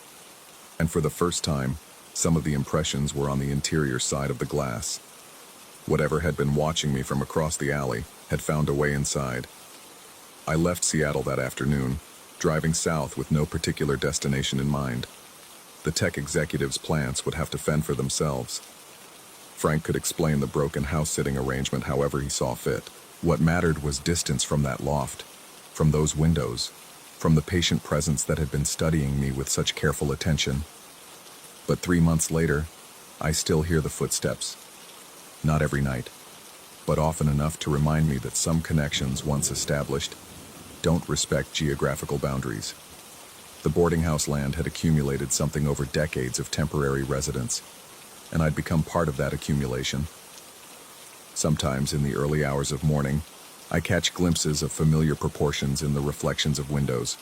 Too tall, too angular, joints bending wrong. And I know that what began in Seattle is continuing wherever I am, patient and inexorable, as if I've become part of some roster of the temporarily housed, permanently observed. The footsteps above me now are softer, more distant, but they follow the same pattern they learned in that loft overlooking the alley. Kitchen to window, window to bed, bed to bathroom. Mapping my movements with the precision of something that has all the time in the world to understand exactly how I live. I don't look up at the ceiling anymore. I don't approach windows after dark. But I know the watching continues, and I suspect that wherever I go next, it will continue there too. Some houses sit you, and some houses make sure you never really leave. Story 13. The business trip was supposed to be routine. 3 days in Portland, a handful of client meetings, then back to the familiar chaos of Chicago. I'd stayed at the Meridian Hotel dozens of times, knew the layout by heart, could navigate its carpeted corridors with my eyes closed. Yet that Tuesday night, something felt different from the moment I slid the keycard into room 1247. The dream came in waves, vivid and suffocating. I stood on a rooftop terrace, the kind of upscale venue where corporate celebrations unfold against city skylines. Glass barriers rose waist-high around the perimeter, their surfaces pristine and gleaming under amber lighting. The party buzzed around me, conversations I couldn't quite hear, laughter that seemed to echo from everywhere and nowhere. A woman in a burgundy dress approached the glass railing, her champagne flute catching the light. She leaned against the barrier with casual confidence, the kind of gesture made 1,000 times without thought. But this time, something shifted. The glass didn't shatter.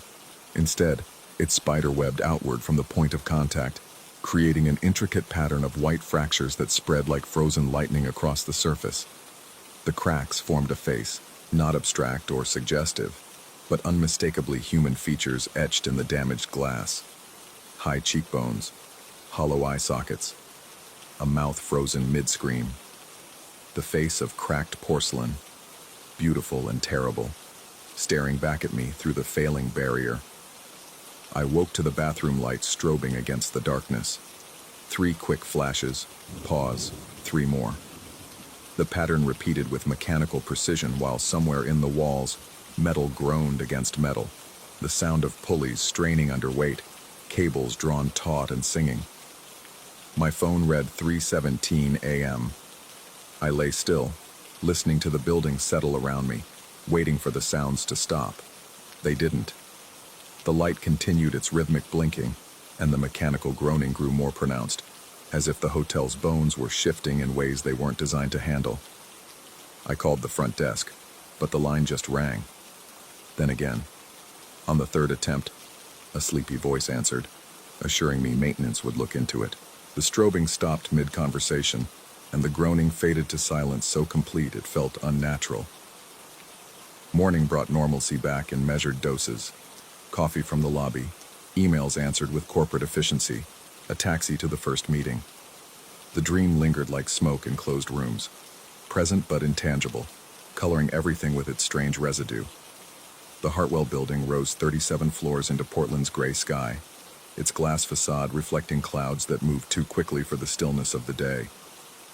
I'd been here before for quarterly reviews with Morrison and Associates, knew the elevator banks, the marble lobby, the way sound carried differently on the upper floors. But today felt off-kilter from the moment I approached the entrance. Construction barriers had been erected along the sidewalk. Not full scaffolding, just orange plastic mesh cordoning off a section of the building's exterior. Through the gaps, I could see workers on suspended platforms, their movements deliberate and focused. Security film installation, explained the uniformed guard when I asked. Retrofit for the whole building. Been going on for weeks. I nodded and made my way to the elevators, but something nagged at me. Security film installations were routine, invisible work.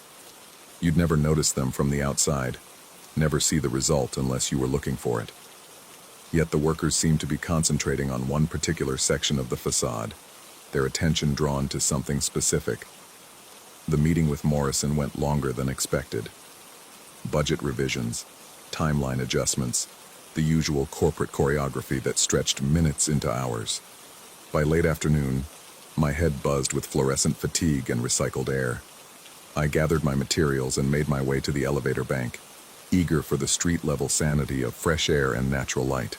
That's when I saw it. The security film installation covered a section of glass about 8 feet wide and 12 feet tall, positioned at what would be chest height if you were standing inside the building. The film itself was nearly invisible, a thin, transparent layer designed to hold glass together in case of impact or explosion. But this section was different. The film bore a pattern of fractures. Not actual breaks, but the ghost image of damage that had never occurred. White stress lines spreading outward from a central point in a web of crystalline precision. The pattern was elaborate, almost artistic in its complexity, yet unmistakably familiar. It was the same face from my dream, exact in every detail. My pulse quickened as I moved closer, drawn by a combination of fascination and dread. The fracture pattern was impossibly precise, each line positioned with mathematical accuracy to create the illusion of features, eyes, nose, mouth, all rendered in the language of shattered glass. But it was the fingerprints that stopped me cold. On both sides of the glass, at the exact center of the pattern, were handprints. Not pressed into the surface, but somehow embedded within the security film itself, as if two people had placed their palms against opposite sides of the glass at the exact same moment, their prints overlapping and creating a double exposure effect that defied explanation. I reached toward the glass, my own hand moving as if drawn by invisible threads. 3 inches from the surface, my access badge began to chirp.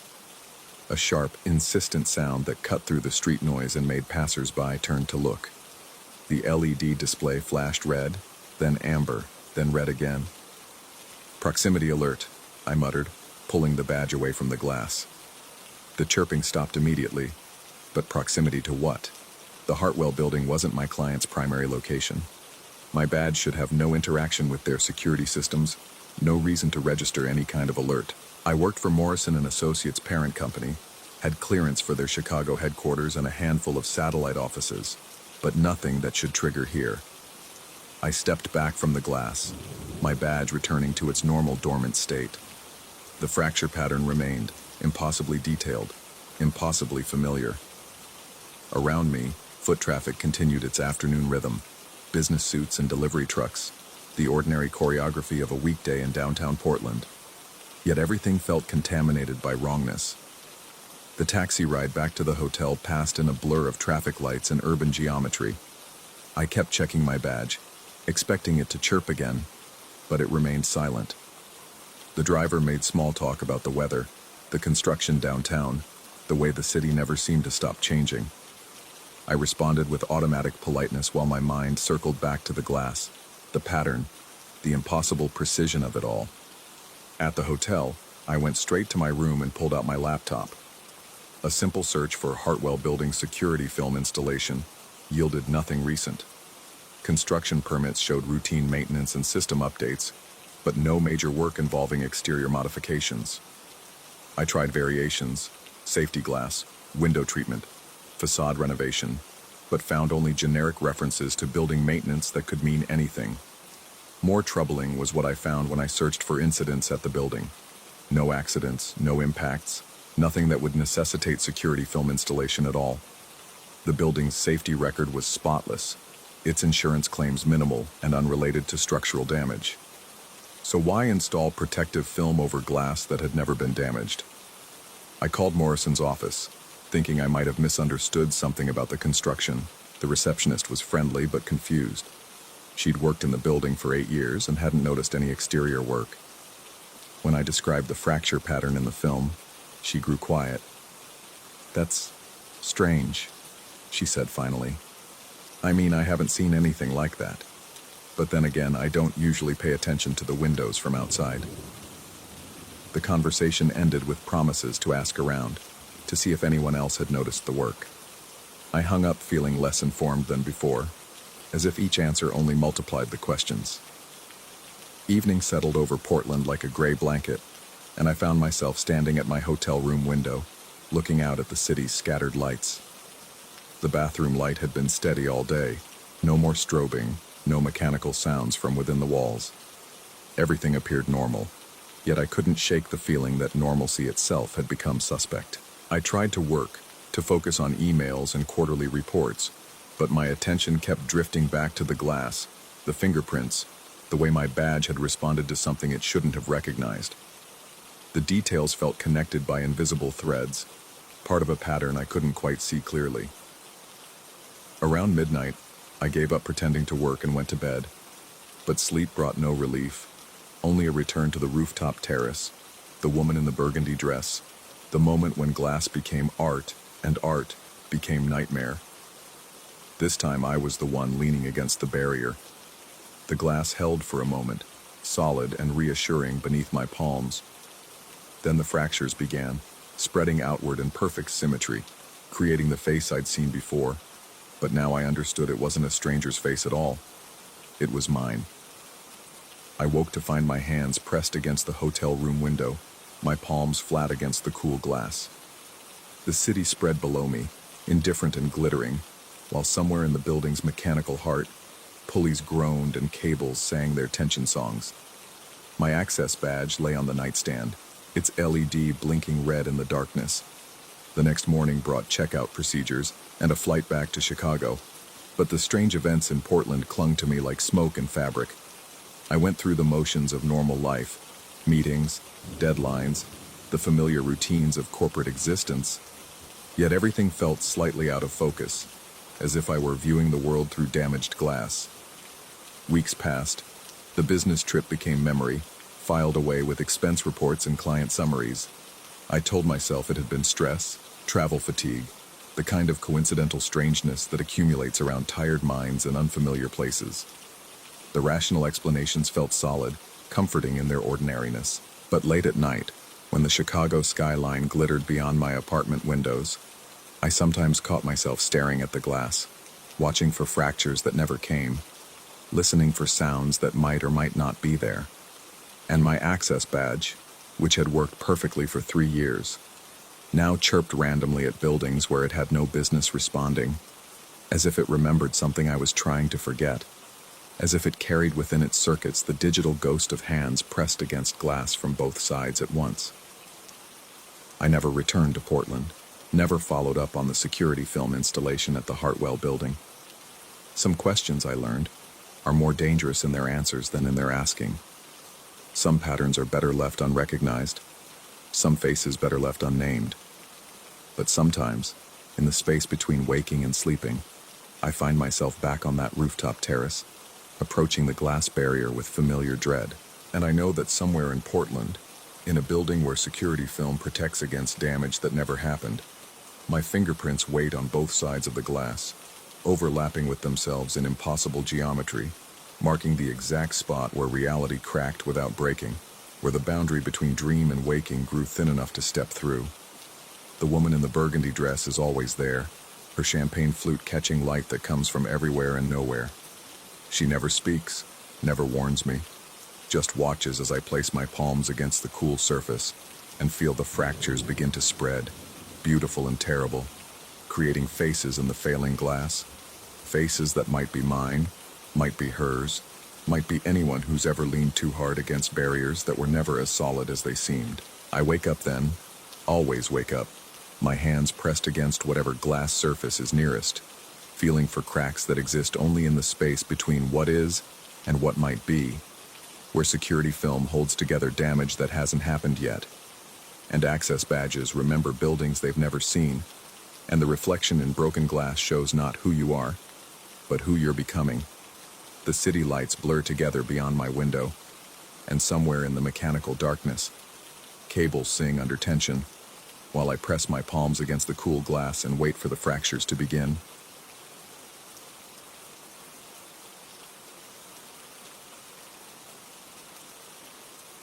Story 14.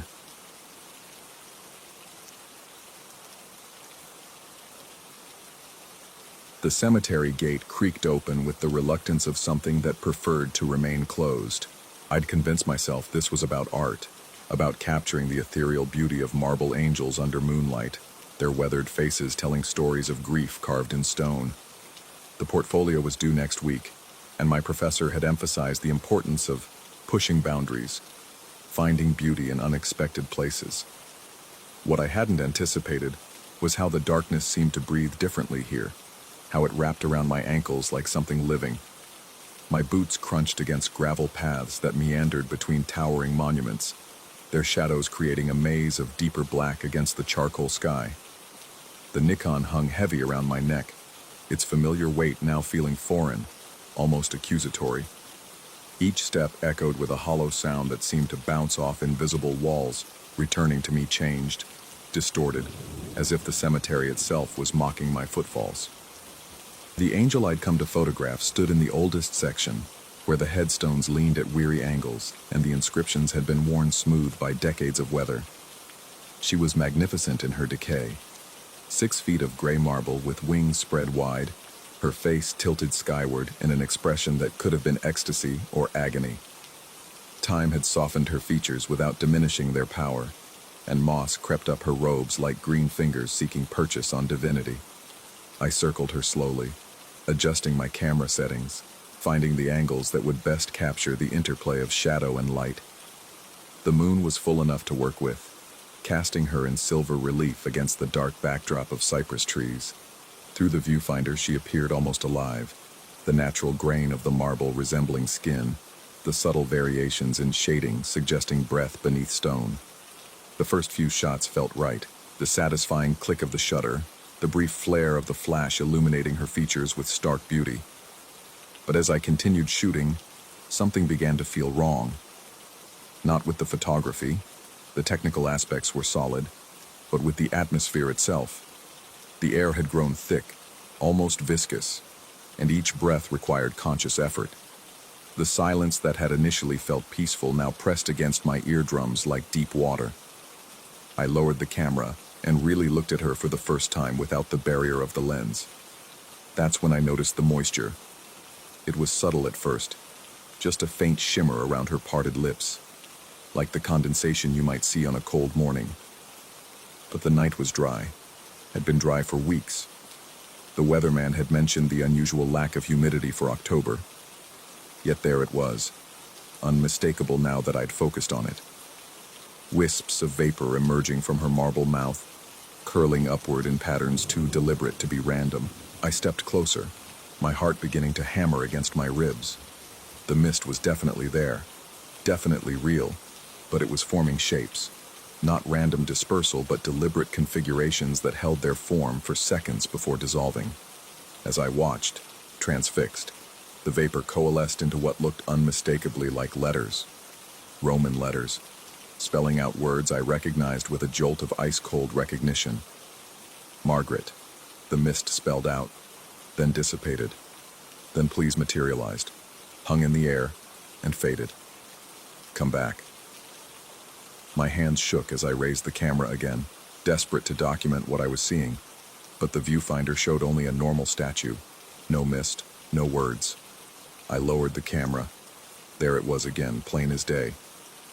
I'm sorry, the vapor spelled, then I was wrong. These were fragments from letters I'd written. Letters to Margaret, my ex-fiancée, 3 months ago. Letters that had been returned unopened, along with the engagement ring, and a brief note saying she never wanted to see me again. Letters I'd poured my heart into, begging for another chance, for forgiveness, for understanding. Letters that contained those exact phrases. But how could a stone statue be exhaling words I'd written to a woman who lived 300 miles away? How could marble lips form mist in dry air? How could... My thoughts shattered as the camera slipped from my trembling hands, saved only by the neck strap. The sound of my panic seemed to echo strangely in the cemetery's acoustics, bouncing back at me from angles that made no geometric sense. I needed to leave. Whatever was happening here, hallucination, breakdown, supernatural phenomenon, I needed to get back to my car and drive away. But when I turned toward the parking area, my feet felt leaden, as if the ground itself was reluctant to let me go. Each step required enormous effort, and the familiar path seemed longer than it had been when I'd arrived. The shadows between the monuments appeared deeper, more complex, creating optical illusions that made me stumble. Twice I found myself walking toward what I thought was the exit, only to discover I was heading deeper into the cemetery's heart. Finally, after what felt like hours but could only have been minutes, I saw my Honda Civic waiting under the single flickering streetlight at the cemetery's entrance. Relief flooded through me as I fumbled for my keys, my hands still shaking from the encounter with the weeping angel. The car would be my sanctuary, my escape pod back to the rational world of late-night diners and 24-hour gas stations. The key turned in the ignition. Nothing. I tried again. The engine made a sound like someone clearing their throat, a wet, reluctant noise that died into silence. The dashboard lights flickered on briefly, showing me something that made my blood freeze.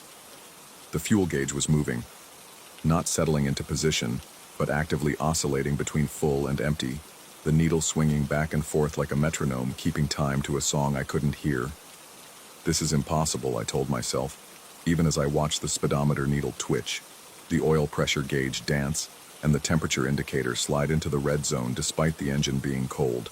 Cars don't behave like this. Gauges don't move without cause. I turned the key again, pumping the gas pedal, whispering encouragements and threats to the machine in equal measure. The engine coughed, wheezed, and finally caught with a sound like a dying man taking his first breath in minutes. The radio crackled to life without my touching it. Static filled the car, then slowly resolved into something that made the hair on my arms stand up. It was a voice, or rather voices, a chorus of them, chanting in what sounded like Latin. The melody was unmistakably funereal, the kind of music you'd expect to hear at a requiem mass. But the radio was tuned to 103.7 FM, a pop station that never played anything more classical than Coldplay. I reached for the dial to change the station, but my hand froze as the display flickered and changed. 1070 AM. A station I'd never heard before, broadcasting something that sounded like it was coming from the bottom of a well. The Latin chant continued, growing louder, more insistent, as if the dead were demanding attention. Requiem aeternam dona eis, Domine, the traditional words of the Mass for the dead, sung by voices that seemed to come from the speakers and from outside the car simultaneously. I could feel the vibrations in my chest, in my bones, as if the cemetery itself had become a resonating chamber for this impossible broadcast. I managed to shift into drive and press the accelerator. The car lurched forward, the headlights cutting pale wedges through the darkness ahead. In the mirrors, I could see the cemetery shrinking behind me, the monuments becoming indistinct shapes, the angel statue just one shadow among many. But something made me look back, really look back, and what I saw in the rearview mirror sent a spike of pure terror through my spine. The angel statue was no longer facing the way I'd left her. Instead of gazing heavenward with that expression of divine rapture or suffering, she was looking directly at the road, at my retreating car. Her marble eyes, which I could swear had been closed in prayer, were now wide open and fixed on me with unmistakable awareness. As I watched, paralyzed by the impossibility of what I was seeing, she seemed to shift slightly, just a minute adjustment of her shoulders, a subtle turn of her head, as if tracking my movement. The mist was still flowing from her lips, but now it was streaming backward, pulled along by some invisible current that followed my car down the winding cemetery road. I floored the accelerator, desperate to put distance between myself and that watching presence. The Honda's engine screamed in protest, but the speedometer needle danced crazily between 20 and 80 mph, never settling on any believable speed. The cemetery gates flashed past, and I was back on the main road, surrounded by the comfortable anonymity of streetlights and late-night traffic. The Latin chanting faded gradually, replaced by the familiar late-night pop music of 103.7 FM. The dashboard gauges settled into normal positions.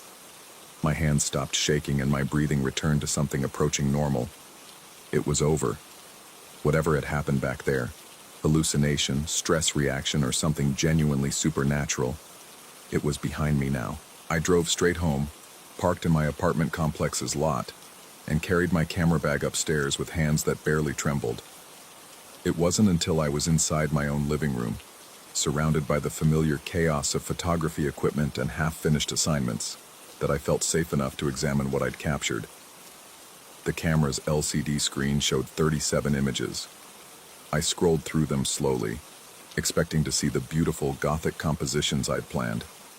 The angel statue in various poses, the interplay of light and shadow, the weathered beauty of marble against night sky. What I saw instead made my blood turn to ice water. Every single photograph showed the cemetery exactly as I remembered it. The paths, the monuments, the angel statue in perfect detail. The lighting was correct, the composition exactly as I'd framed it. But there was one crucial element missing from every single shot. My car was nowhere to be seen, not in the background of the wide shots, not reflected in the polished surface of the granite headstones, not casting a shadow in the parking area. In photograph after photograph, the cemetery appeared exactly as it would have if no one had been there at all, as if I had never existed. But the most disturbing detail was in the final image, a shot I didn't remember taking, captured after I'd supposedly left the cemetery. It showed the angel statue from behind, exactly as I'd seen her in my rearview mirror. Her head was turned to look over her shoulder, her marble eyes focused directly at the camera, at me. And in the bottom corner of the photograph, just barely visible in the frame, was the ethereal outline of mist-forming letters. Letters that spelled out a message I recognized from the last letter I'd ever sent to Margaret, the one that had been returned unopened like all the others. I'll be waiting. I'm still trying to convince myself it was all a stress-induced breakdown, that the pressure of school, the pain of Margaret's rejection, and the isolation of the past few months finally caught up with me in that cemetery. That what I experienced was nothing more than an elaborate hallucination brought on by sleep deprivation and emotional trauma. But every night when I try to sleep, I can hear it. Faint at first, then growing clearer, the sound of Latin chanting, drifting through my apartment walls like mist through marble lips. And sometimes, when I'm not quite awake but not fully asleep, I catch a glimpse of gray stone wings in my peripheral vision, always just out of direct sight. The photographs are still on my camera. I've tried to delete them a dozen times, but they keep coming back, as if the memory card itself refuses to let go of what it witnessed. And each time I look at that final image, the statue turned to watch me leave, I notice something new. A slight change in her expression, a subtle shift in the angle of her gaze, as if she's still watching, still waiting. I've started avoiding mirrors after dark.